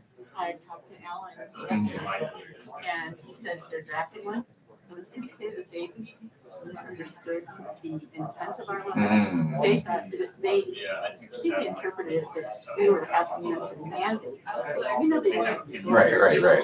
I said, no, it's an advisory that you're doing this rule, and this would be best practice. Mhm. But I'll tell you one of the other things that we talked about. He said, so, have you considered the probability that some of these are just too hazardous and too uniquely hazardous to allow Mhm. and to regulate? Right. And we got some plans with you around DOE. Okay. Okay, sounds like a plan. I'm excited.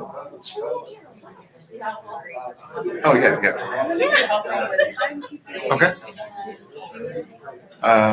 No, I mean, I guess I know that yesterday there was the issue of the slides going ahead when you weren't wanting them to. So maybe just being able to say next slide would work for me. So other than that, yeah, I should be good.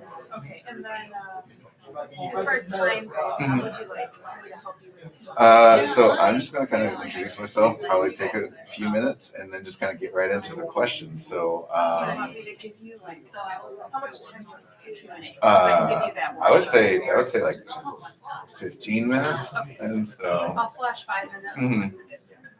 Okay. 5 minutes over 50. Okay, sounds good. Everybody use the restroom, I'll be right All right, back. sounds good. It's not-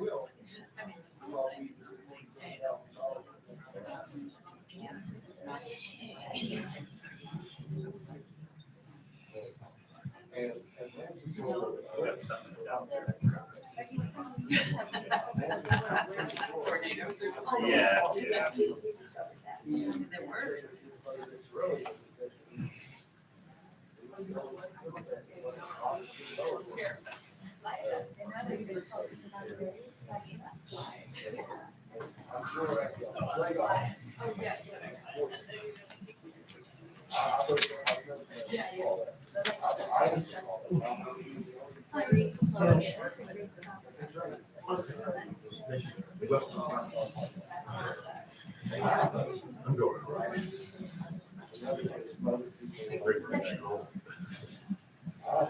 I've been gone.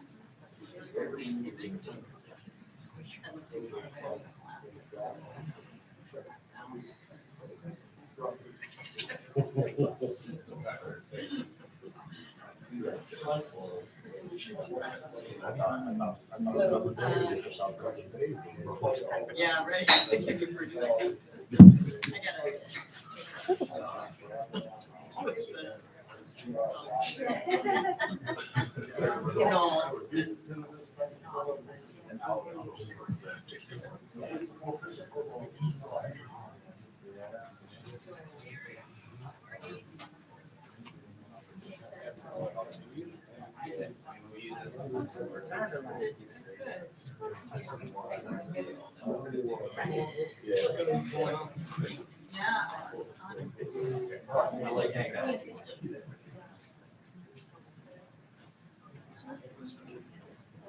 I know, right? Yeah, warm. Amanda and I were in the last session. Freezing.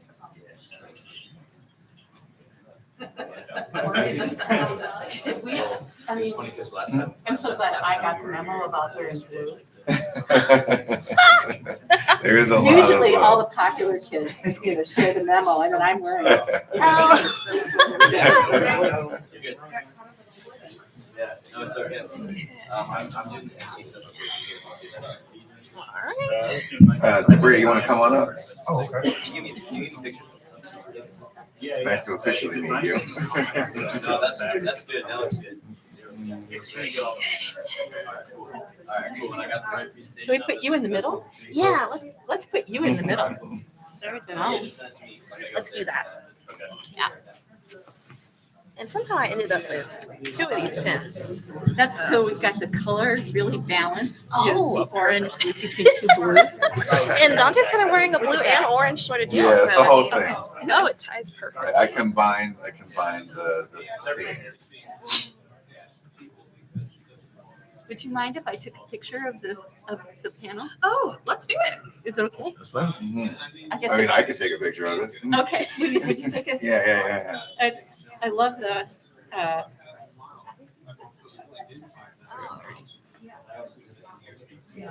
One, two, or Thank you. yeah. Thanks. Do you want Do you want me to Sure. get one? That'd be cool. You want to sit here? Okay. Yeah. I get to brag about who I was. Okay, I'm gonna take a couple. Okay. 1, 2, 3. Thank you. While we're sitting here. Hold it for 1 second. I need to get one for Yes. TST's social media. Thank you so much. Cool. Wait, while we're sitting right here, let's take our selfie. Okay. So I can send it to everyone. All right. Awesome. I'll drop it in our Slack. All right. Sounds good. Okay. I'm on a panel like this, I always wonder, how did I get this fortune cookie? How did I get Aw. so lucky to have this fortune cookie? This feels very, very wonderful space to be in today. Oh, yeah. All right. Yeah, I guess we'll take maybe 1 more minute and then we'll get started. There we go. Okay. You look pretty good. Oh, yeah. That's all right.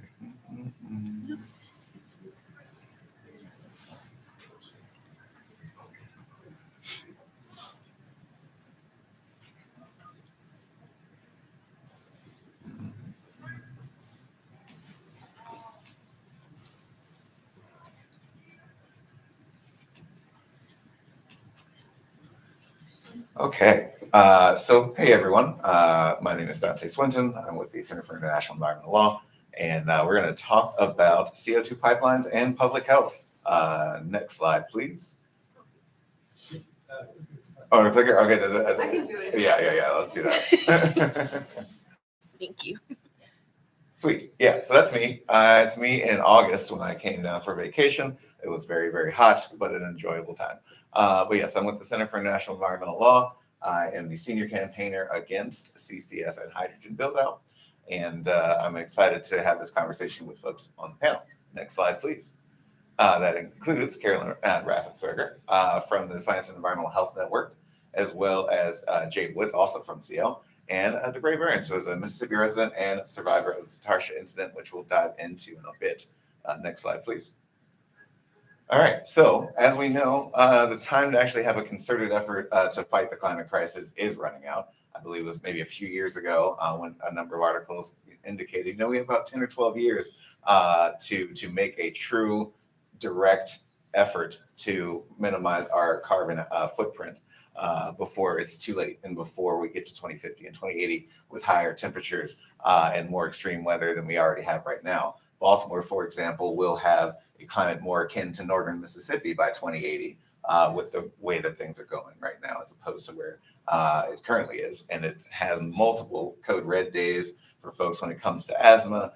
We have a number of heat index days that leads to students getting out of school early. And there's not a lot of tree canopy in a lot of that city. So you end up with higher urban heat islands across Baltimore, particularly in the majority Black communities. So knowing that those types of impacts are going to increase for cities like Baltimore, for Detroit, for New Orleans, it is paramount that we actually have a great and concerted effort to go in a different direction.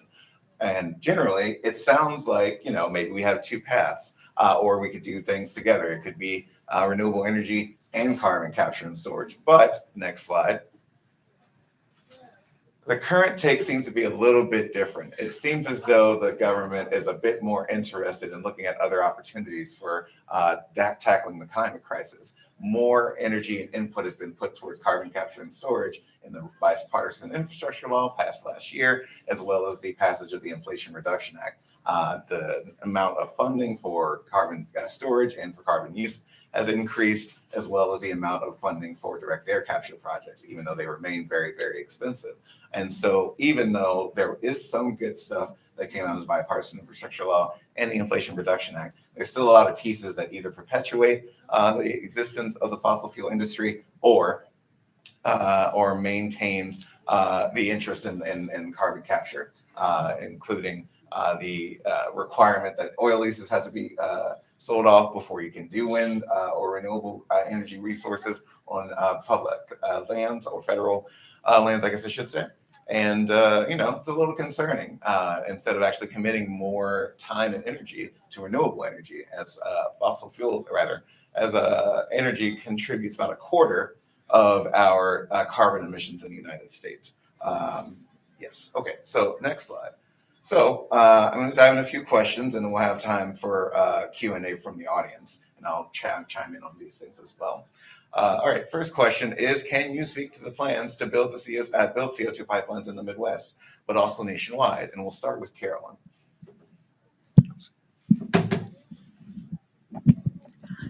Good morning, and thank you to the Pipeline Safety Trust for putting this panel together, and thank you to all of you for being part of the conversation here this morning, and to my wonderful panelists that I get to be here. That's the earth calling for help. And we literally rehearsed that for hours. So thank you for going. So I'm Carolyn Raffensperger, and I have the fortune or misfortune of living in the most ecologically damaged state in the union, which is Iowa. And Iowa is now the bullseye for major plans to have a large carbon dioxide pipeline build out as a result of the 45Q tax credits that have been in the works for a long time, but were actually magnified and expanded by the IRA. So we have proposals for 3 pipelines in Iowa and more in surrounding states. Most of those pipelines cut through from North Dakota to Illinois, then Nebraska, Minnesota, South Dakota. And the plan is to take CO2 that is captured from the top of ethanol plants for the most part, because it's relatively pure, and then to pipe it, capture it, pressurize it into a supercritical liquid, and then transport it to either sites to sequester it or to enhanced oil recovery sites. At this point, most of the companies that are proposing these pipelines are claiming that they will sequester it. The major sequestering sites are in North Dakota and in Illinois, a much smaller plan for sequestering the CO2 in Illinois. The controversies in the states where they're proposing these are extraordinary, in large part because of the whole Satartia story. And I want to thank Dan Ziegart for breaking that, and recognize DeBray sitting next to me for his experience in the Satartia disaster, and his voice in arguing and claiming that we must address these proposed pipelines in such a way that we do not have a disaster. And the ferocious struggle in the Midwest over these pipelines, I don't know if you're hearing about it in other states, but the outcry and backlash, especially from landowners, but certainly from environmentalists, have formed an unusual coalition to block these pipelines, in large part because of the unique hazard of carbon dioxide that's concentrated in these pipelines. This is not crude oil. So I live 1.5 miles from Dakota Access. I was deeply involved in the Dakota Access struggle. I was a lawyer at Standing Rock. And crude oil does not kill you if you get drenched in it. It does not kill you. CO2 is an entirely different matter. And so the resistance to these CO2 pipelines, I think, was blindsided the companies and probably the regulatory agencies in the Midwest.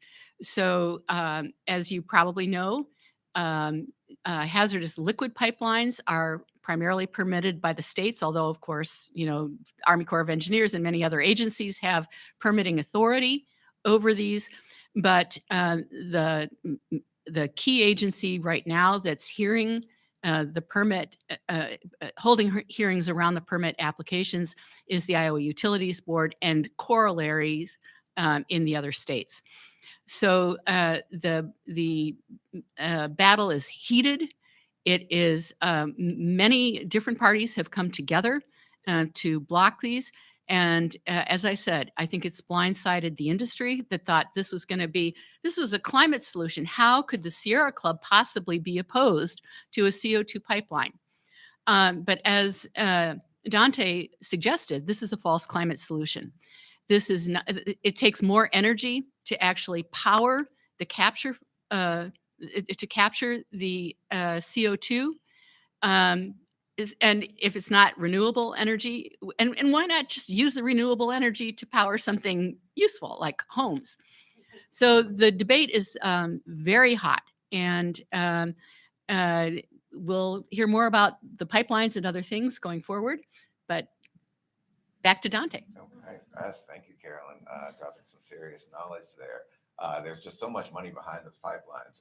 In the event that they do capture what they suggested they would, there's some $12 billion of tax credits available for the Summit pipeline. There's some $15 billion of tax credits out there for the Navigator pipeline. So this is a lot of federal money that's being invested into something that doesn't adequately capture the amount of CO2 that they have suggested that it would. A lot of claims are 90%, 95%, but you see 50s, you see 60s.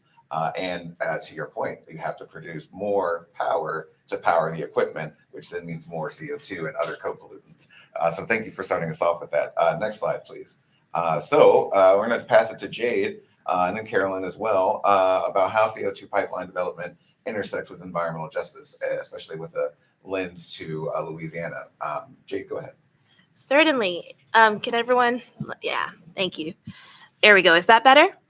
Hello, everyone. I'll just take a brief moment to introduce myself before getting to the question. My name is Jade Woods. I take she, her pronouns, and I work with the Center for International Environmental Law with Dante. I am a campaigner on carbon capture and storage in Louisiana. And I want to speak to the work that I do here, but I also want to speak to my experience as a lifelong resident of Louisiana in West Baton Rouge and East Baton Rouge parishes, which will be proximate to the impending carbon capture build out. So just a brief overview of my work. I focus on carbon capture and storage in Louisiana, providing logistical and campaigning support to frontline communities who are organizing to share information with the public about these projects, to protect public health, and to increase corporate accountability around the information that's being shared about these projects. So that's a bit of what I do. To speak about Louisiana in particular, Louisiana has and will experience an incredibly rapid rate of CO2 infrastructure build out, perhaps more rapid than any other place in the world.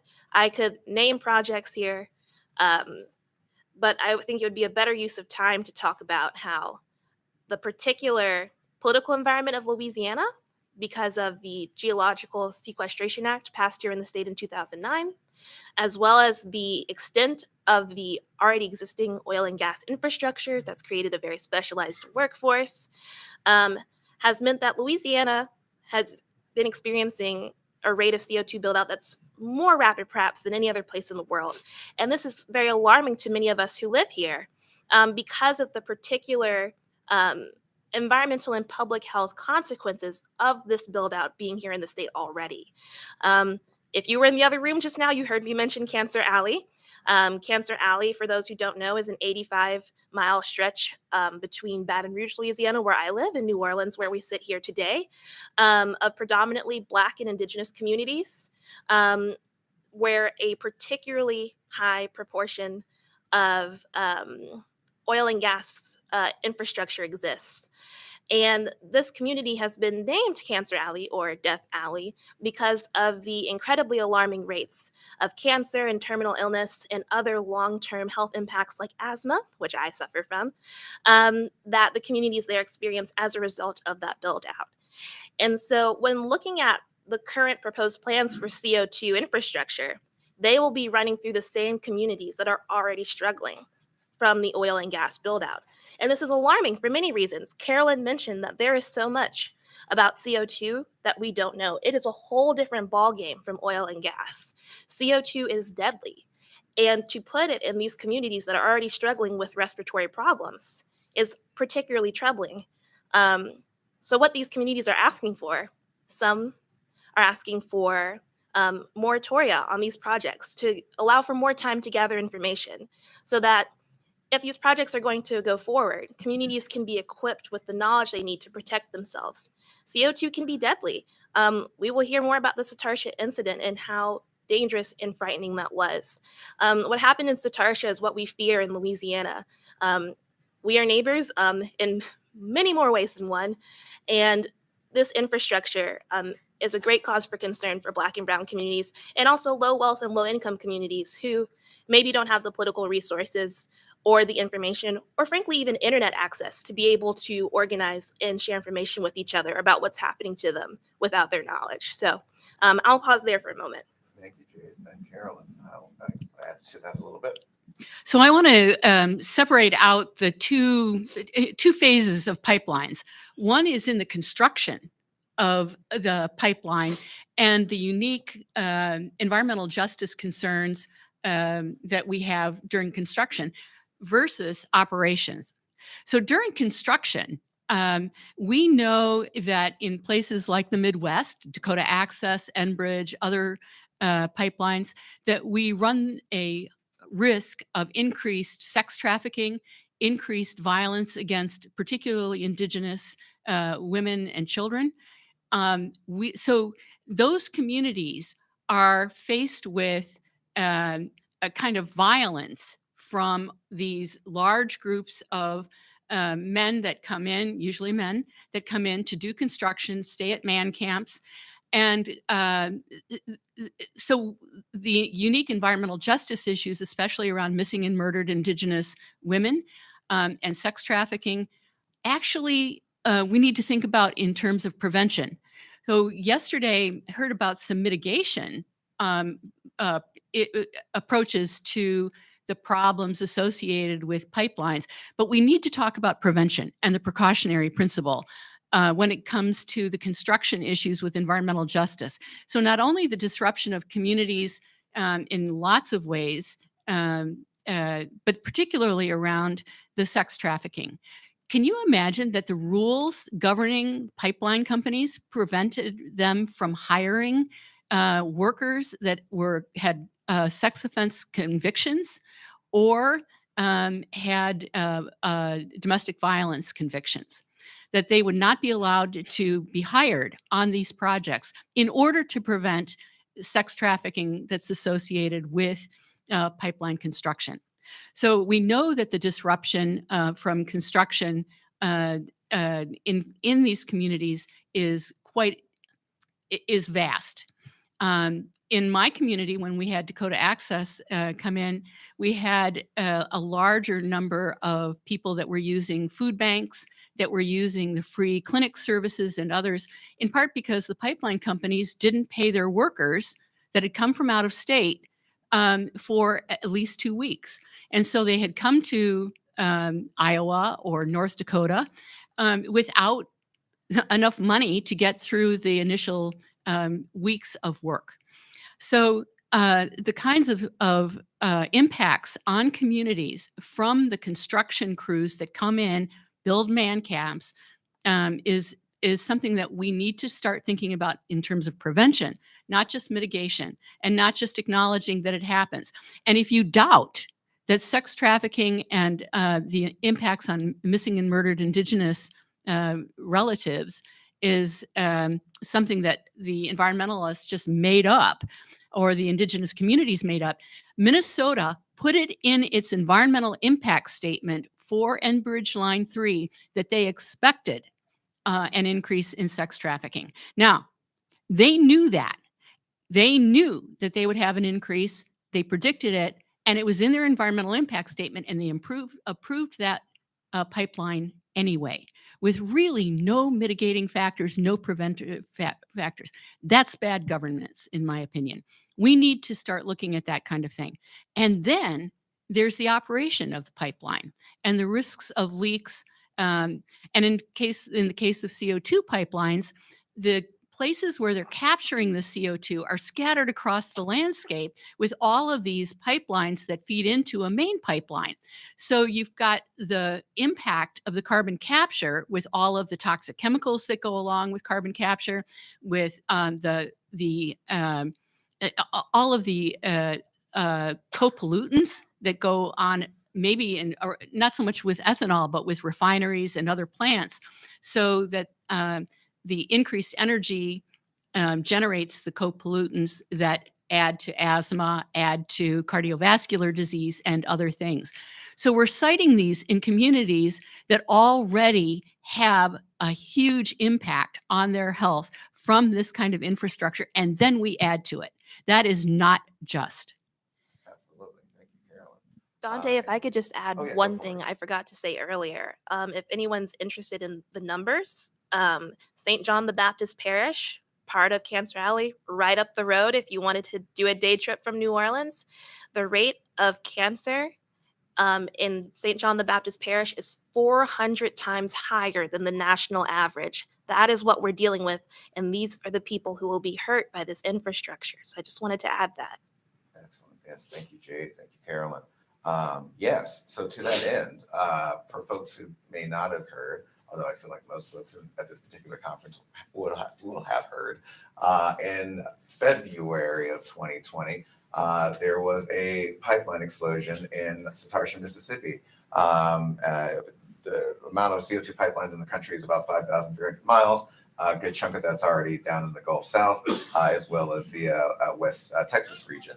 But that particular pipeline explosion happened just before the pandemic broke out. And so it made a little bit of a coverage of some of these issues in terms of media attention. And it's fallen under the radar. And speaking to folks across the country, speaking to folks in Colorado, it's still clear that a lot of communities have not registered that this was an event that happened already.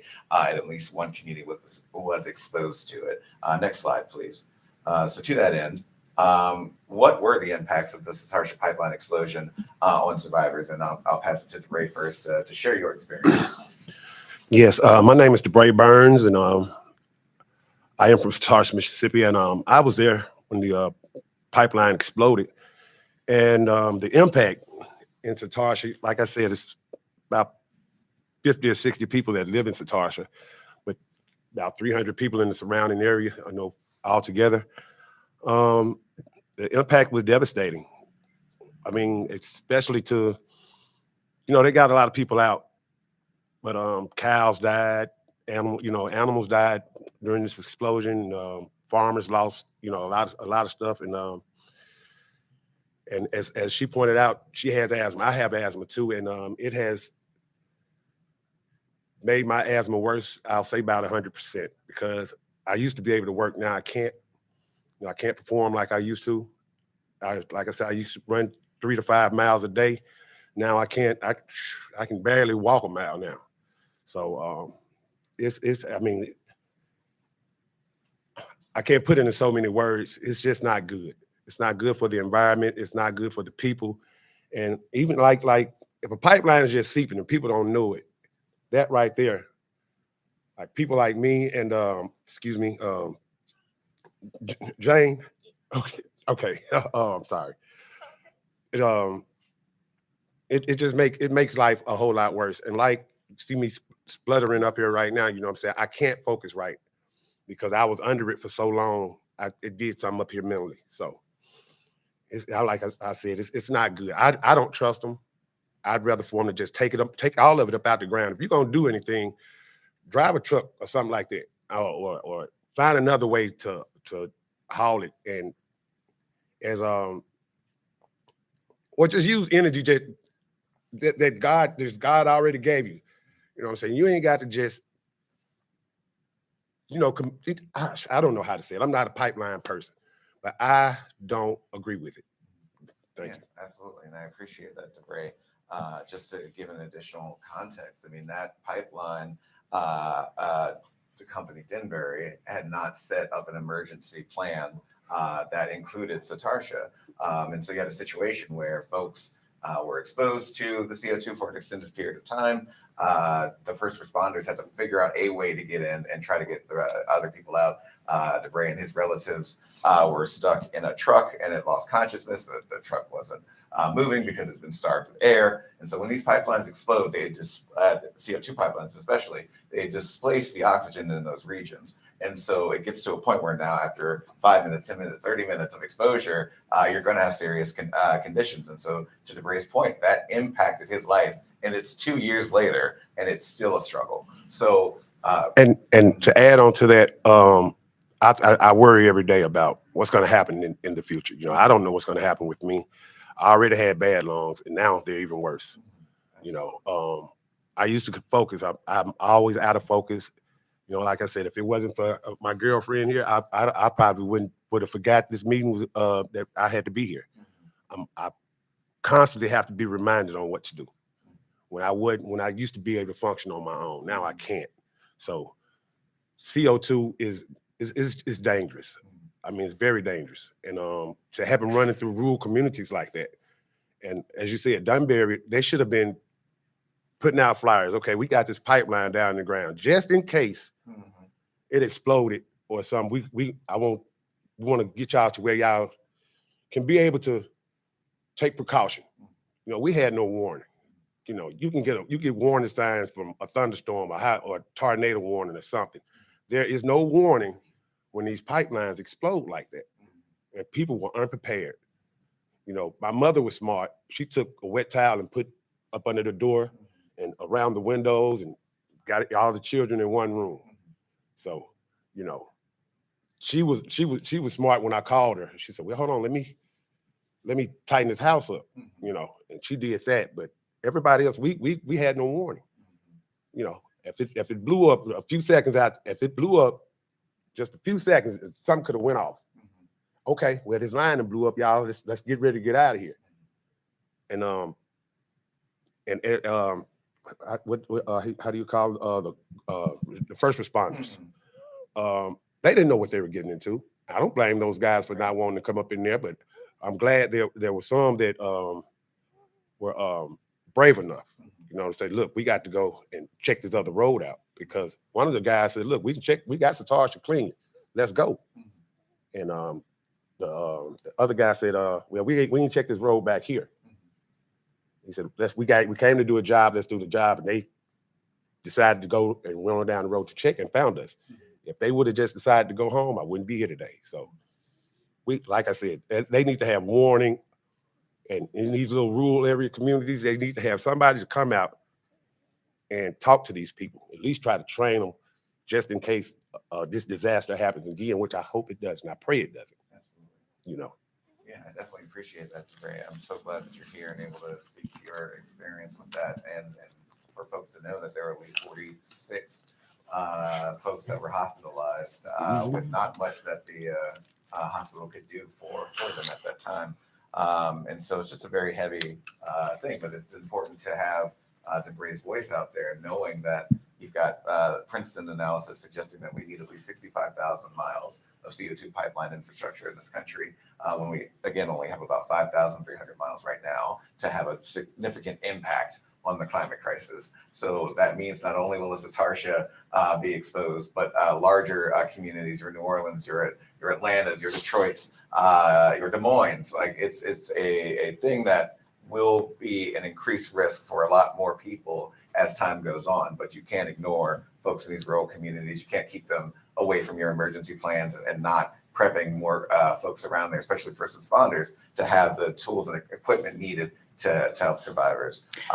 So thank you for that. Dante, yes. Could I just add a little bit about what carbon dioxide, what the problem is? Mm-hmm.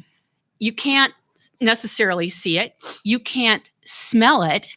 There's nothing to let you know that this is something that is now asphyxiating you. CO2 is an asphyxiant. It will kill you depending on the concentration and the length of time. And that time can be very short. if you are faced with a lot of CO2. It can kill you. In fact, with the avian flu right now, where we've now lost 52 million birds in this country, we just had to put down 1.8 million birds near Omaha. They use carbon dioxide to euthanize animals. There is no smell. You do not know what happened to you. Your engines cannot run without oxygen. So your car doesn't run. You don't know what's happened. It's like having a plastic bag that you can't see over your head, and there's no warning. And so, PHMSA is faced with an extraordinary challenge, and they're going to need to decide whether this is such a unique hazard that it cannot be regulated and should not be allowed in this country. That if we are faced with cetartias across the country, in part because CO2 is corrosive, a little bit of water, because you got a contaminant in that pipeline and it can corrode. And then you have this explosion that can just unzip the pipeline and have a massive problem. We are not dealing with, something that is, just toxic like crude oil. We are talking about a very unique material that, concentrating in these supercritical liquids, poses an extraordinary hazard. And I'll just also add that CO2 is an intoxicant. So as you're inhaling it, you're becoming more intoxicated and not realizing what's happening to you, impairing your ability to get away. If you can even get away, if your car even starts, it'd be extremely dangerous to drive a car while intoxicated. And, what happened in Zatartia is a human tragedy of a terrible scale. But just imagine what's going to happen when these pipelines run through communities of tens of thousands in Louisiana, which is currently planned. I am personally terrified. So I just wanted to add that too. Yes, thank you, Jade. Thank you, Carolyn. I want to quickly get to 2 questions, so that way we can go to the Q&A. I'm going to pass it to you, Carolyn, on what the impact of the Inflation Reduction Act will have on CCS. I kind of alluded to it earlier, but if you'd like to share some nuggets of info on that. Well, the section of the Inflation Reduction Act expanded the 45Q tax credits. And so there's a lot of money. Dante talked about just the numbers for one pipeline that crisscrosses Iowa, goes around a number of the states, Minnesota, South Dakota, et cetera. And so the necessity of building out the pipelines, because you can't just bury the CO2 in any place. There's a little tiny corner of Iowa that they could possibly sequester the CO2, but the best places for it are the geological formations in North Dakota and Illinois. And so they're going to have these pipelines if they're going to go after the easy, low-hanging fruit for low carbon fuels, which ethanol would then be. It would not only get, by the way, the 45Q tax credits, but the low carbon fuel standard credits out of California and other states that are giving tax credits for low carbon fuels. So they're going to go after ethanol first, rather than the big producing, the big producers of carbon dioxide, like the coal burning power plants and other things, cement plants. They're not working as quickly at carbon capture and storage for those sorts of facilities. And so what we're going to do is extend the life of facilities that are big producers of carbon dioxide, rather than keeping it in the ground, keeping fossil fuels in the ground, and enhancing renewables. So the problem is that the tax credits are structured differently for carbon capture and storage.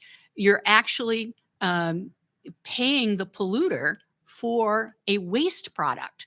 This is not an asset like crude oil. It is a waste product.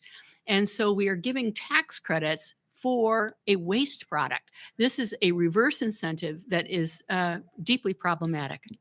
Yes, absolutely. I just want to really quickly circle back to Satarsha. The reason that the pipeline explosion happened in the first place was because of heavy rains that Mississippi received in January and February of that year, shifting the land, putting pressure on the pipeline. It had led to PHMSA having an advisory bulletin suggesting that all owners of pipelines recognize the possibility of geohazards impacting their pipelines moving forward. And since most of these natural gas pipelines are over 50, 60 years old, that's a big concern. And obviously with more CO2 pipelines, it's rains in a lot of places. Places like Iowa have had 500 plus year floods in recent years. And so we're putting even more opportunity for failure to occur. And I meant to mention that earlier, but thank you for that, Carolyn. We'll go to our last question and get to Q&A. So who in our communities needs to be warned or informed about CO2 pipelines? What's missing from the discussion? And so we'll start with Jade, we'll go to Debray, and then Carolyn.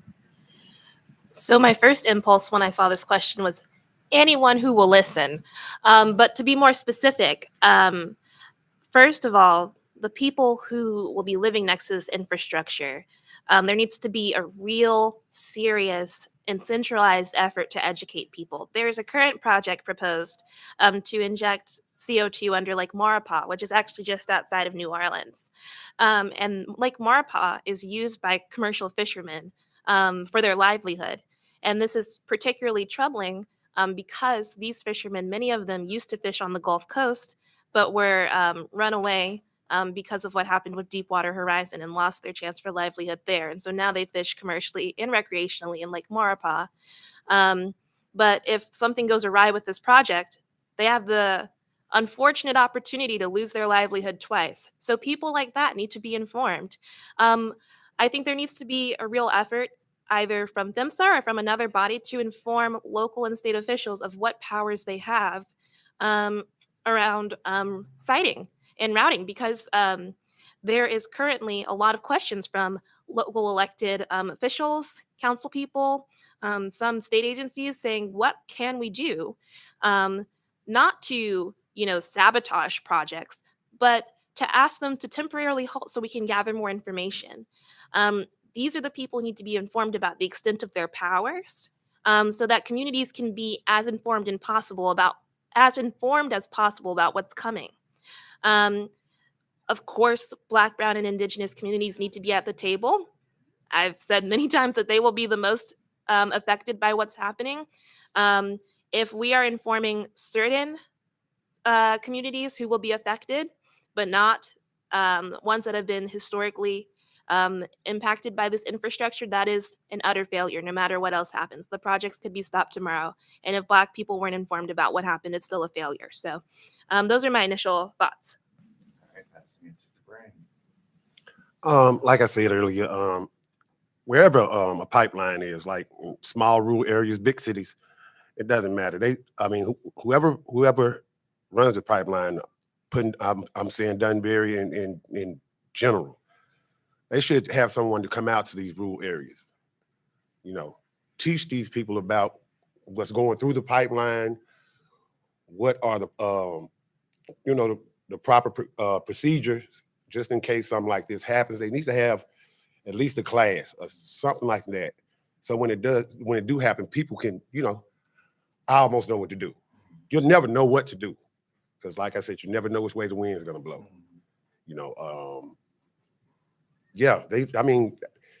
They should have flyers out, this is a CO2 line, because if you didn't see it getting built, you wouldn't know.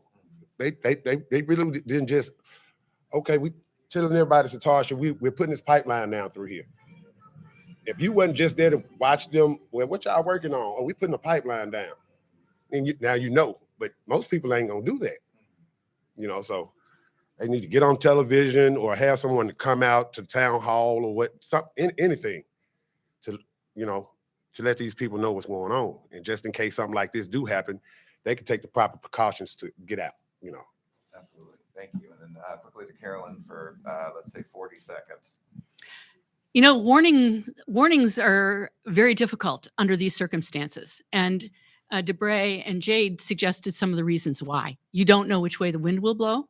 We don't really have good information about how far a plume can go. But I want to speak specifically now about future generations.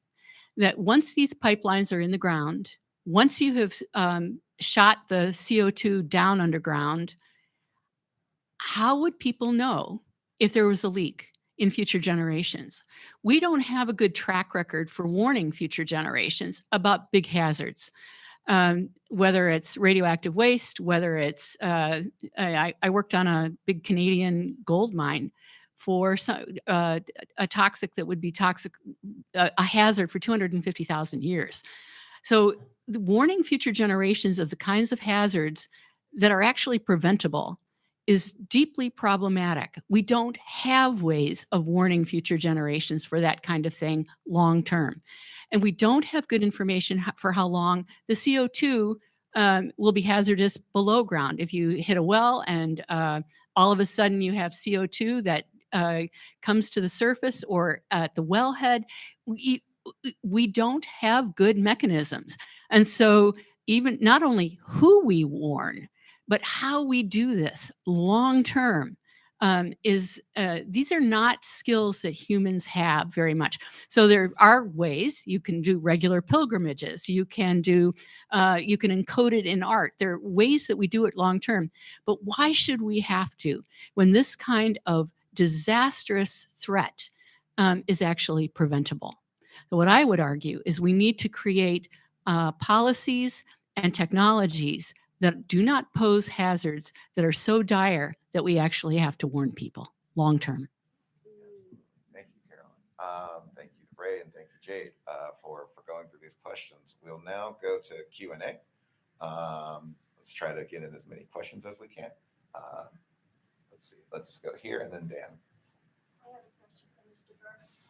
I have a question for Mr. Burns. I live in a rural community where there's agriculture, a lot of livestock, and I was particularly concerned when you talked about animals being killed, and I'm wondering if there's any statistics on that from that particular explosion.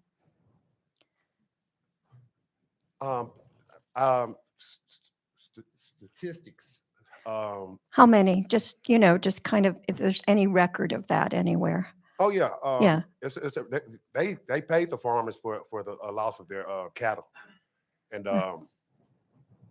but I didn't really get into how many, just how many of them that died. I didn't get into all of that because I was dealing with my own stuff. But I know that that they paid the farmers and they paid the people in Satartia. Like I said, hush money. Yeah. And so I don't know, but I know that that animals did die.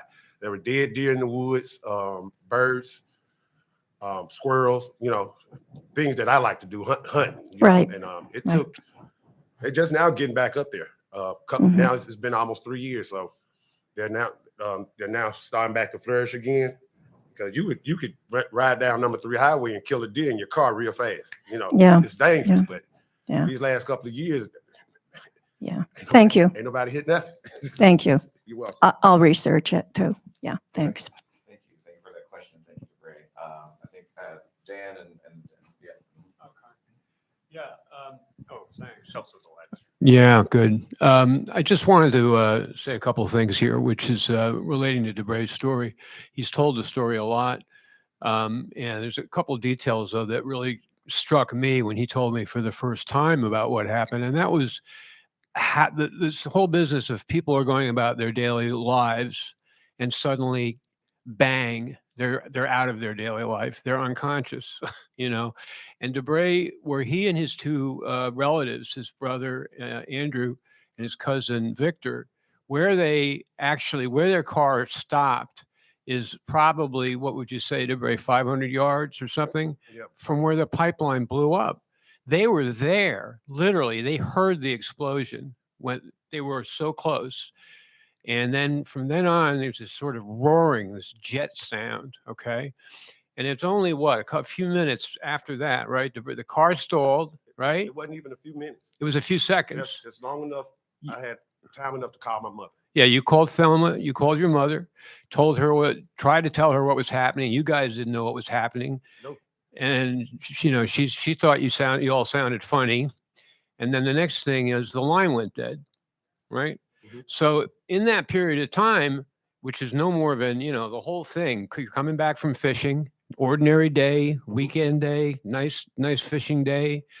And then this happens. And all three of these gentlemen, their lives have not been the same for 5 minutes since then. And it's very interesting because for a long time, Ray and I have a relationship that goes back a ways. I interviewed him originally within a couple of weeks of this happening. And the other two folks, I didn't really talk to as much. Now I get back in touch with them and I find out they all have these identical symptoms. Okay. These are what I call them CO2 long haulers. They're like COVID long haulers. We don't know why this happened, but it happened. And none of these guys has been able to go back to work. None of these guys has been able to even really maintain the same kinds of relationships with their families. Some cases, their children have been taken, have departed. You can't actually get your arms around all the things that went wrong as a result of that couple minutes out in the woods up on Route 433 when this thing blew up. And I don't think that's properly understood. They were enveloped in gas, very close, over 20,000 parts per million for 4 hours. Okay. Now, and there's no information whatsoever. I had the World Health Organization look into this.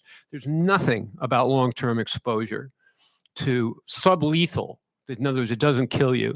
For most people, if they breathe in CO2 and they pass out, they either die or they wake up. In this case, it was sublethal, they woke up. In the case of the infamous Lake Nyos incident in Africa in 1986, 1,700 people died in a couple of hours, right? Because there's a huge wave of CO2 that crossed this volcanic lake, all right? So I think I just want to put that into people's minds that what I try to tell people is just put yourself in the shoes of these people for a minute. You think it's not a big deal? Okay, it's not plutonium, but it has the power to transform somebody from a useful citizen and a happy person into somebody who is struggling day to day and has been struggling every day since this happened, And you don't lose sight of that. I want to say one other thing, and I'll pass the mic. But there was recently a conference of oil and gas people. It's called the IOGCC, and I saw it's gas industry people. They did a thing about CO2, and I saw the slide decks, and all it was a series of maps. That was it. So what they're talking about is the system and the high level stuff. This is where the rubber meets the road. What Debray is talking about, and what Jade has mentioned, and what Carolyn is talking about. Those are three views of the most important picture to me. So anyway, I've gone on long enough, but Debray is my hero because not only did he go through this, he agreed to go through this, to be debriefed over and over and over again in a whole bunch of settings, telling his story, traveling out here, So he's not only a survivor, he's a whistleblower and a spreader of a very important gospel that's really got to be heard. Okay. Do I get to pick? Thanks. Great presentations, everyone. I'm Lois Epstein. I am an engineer. I'm also on the Pipeline Safety Trust Board. I knew very little before this conference about the CO2 lines, both the existing ones and the prospect of all these many, many new ones. I've been working on, various campaigns for many years, and you guys have thought a lot about this, about what the next best steps are. I would love anyone to comment. I have a couple of thoughts, questions, prompts maybe. Do we need to change the Inflation Reduction Act? Do we have to fight all these new lines as much as possible, which won't help with the existing lines? Do we need to get PHMSA? There was some discussion yesterday, to either issue the regulations faster. Do they need to put a statement out there that's really powerful that, sends messages to the industry, or, if there are problems, at least that could be used in court. I don't know what the answer is. I would love to hear your thoughts. Yeah, I mean, Thank you. I answer to that really quickly. I definitely think there needs to be more push for faster analysis of these regulations. PHMSA right now is developing an expanded carbon dioxide rule. Right now, the current regulations only cover 90% supercritical or superfluid CO2 pipelines or a product in a pipeline. And so anything that would be under that percentage of purity would not be currently monitored by federal rules. So that's obviously an issue. Myself, Carolyn, and Dan and some other folks have been working on sending a letter to PHMSA to request a public hearing and discussion about the possibility of these new rules coming down.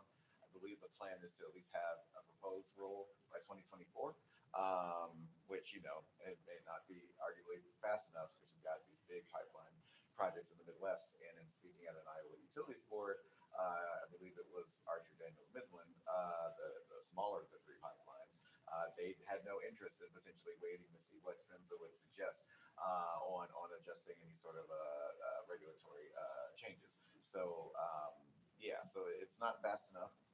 Certainly needs to be faster. There needs to be less money put toward CCS build out. But as I mentioned, the bipartisan infrastructure law, as well as the Inflation Reduction Act, can definitely put this on steroids. I don't know if people had anything really quickly to say, so we can get to the last couple of questions.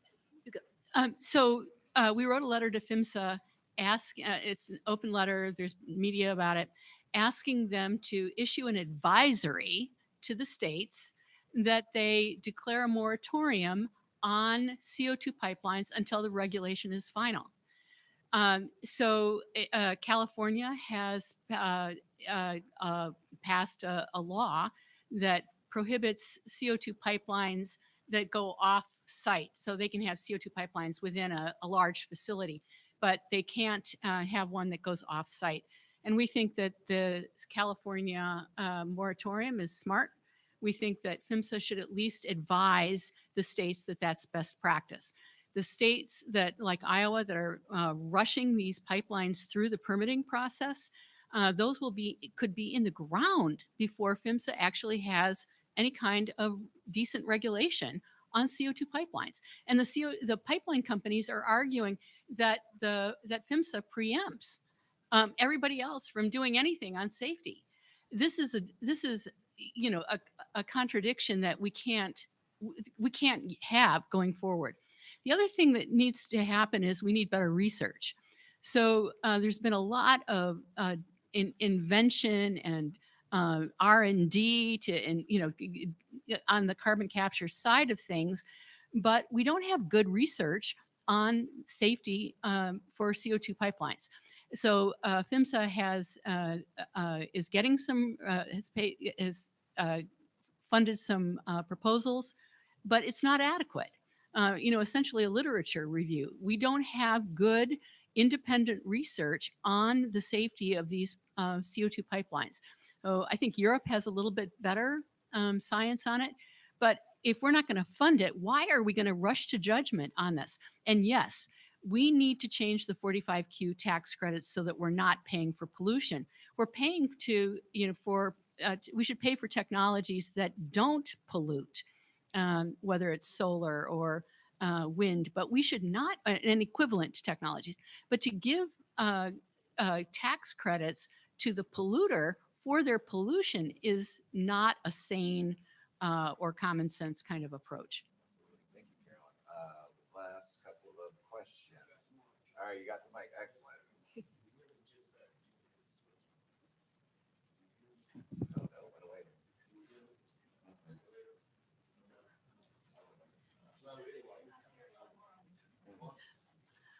Wait, what? Yeah, hold on. We got someone to help. Oh, there it is. Okay, so we're back. So first off, to Bray, sorry, I intended to cover this whole thing and I got held up by a reporter. Bray, you're a hero. Thank you. I hate that you're a hero. I hate that you had to become a hero. But get out there. You need to be heard by everybody. I talked to Jade a good bit the past week and appreciate her enthusiasm and her energy, and I'm sure we'll hear some things from her. I'm kind of like you, Debray. I'm involved in this fight for safety and environmental justice, not by my own choosing. And you asked the question, what do we need to do? There's a lot that we need to do, and it sounds like a daunting task. Yeah, the RA needs to be revised. But before that, we have a couple of senators and some other legislators who are trying to pass permitting reform. One is my Senator Manchin. It's no big secret, known as the dirty deal. I call it the deadly and dirty deal because it will be deadly to many people, especially who are potentially, people in Alaska, Gulf Coast region here, my community in Appalachia, Oklahoma, Texas. Those permitting bills have to be stopped. And it had to be stopped in the next week or two. Next week. There's a bunch of my friends. There was actually people here are in DC today. So if you want to know how to get more involved in that, I'll be around here and I can give you a card. We got to get that done. We need to reform. We need to get people in office who are truly concerned about citizens and not their own bottom line and what their power is. We need to change Citizens United. We need to give the people a voice. It sounds like a daunting task, but I'll give you a little secret. Several years ago, 20 years ago, I was involved in a similar effort to reform the domestic relations law of West Virginia. And we had a meeting and we said, this is what we need to do. And it's going to take us 10 years to do it. And we did it in 18 months. People who have a mission and have the desire have always made great changes a lot faster than they think. So that's just, we need to band together those who want to make those kinds of changes. And I want to thank everybody for these forums and stuff. I don't really have a question. I just wanted to say, Bray, I haven't met you much. I know you talked to Jane yesterday. You need to talk with her a lot. Oh, I plan on it. Like I said, I'm not a pipeline. I wasn't a pipeline man, but as you said, I didn't choose this. It chose me, and it's been a hard couple of years. You know what I'm saying? Changed my life just like that. Some people say it's not a big deal, and it isn't a big deal until it is. Until it hits you. Until it happens to you, your family, your loved ones, or your community. That's right. And so that's it. That's it. I appreciate that, and thanks everyone for being on the panel. Thank you, Jay. Thank you, great. Thank you, Carolyn. It's been great. I'm sorry if I didn't get to get to your one or two questions that I think were out there, but we got a little more time together. So feel free to speak to me, everyone on the panel. Yeah, thanks everybody. Thank you all very, very much. Thank you.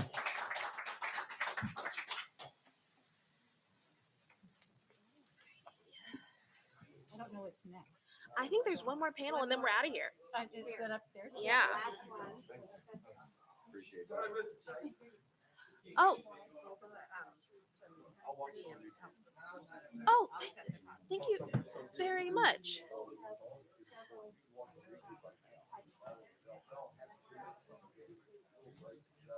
Okay.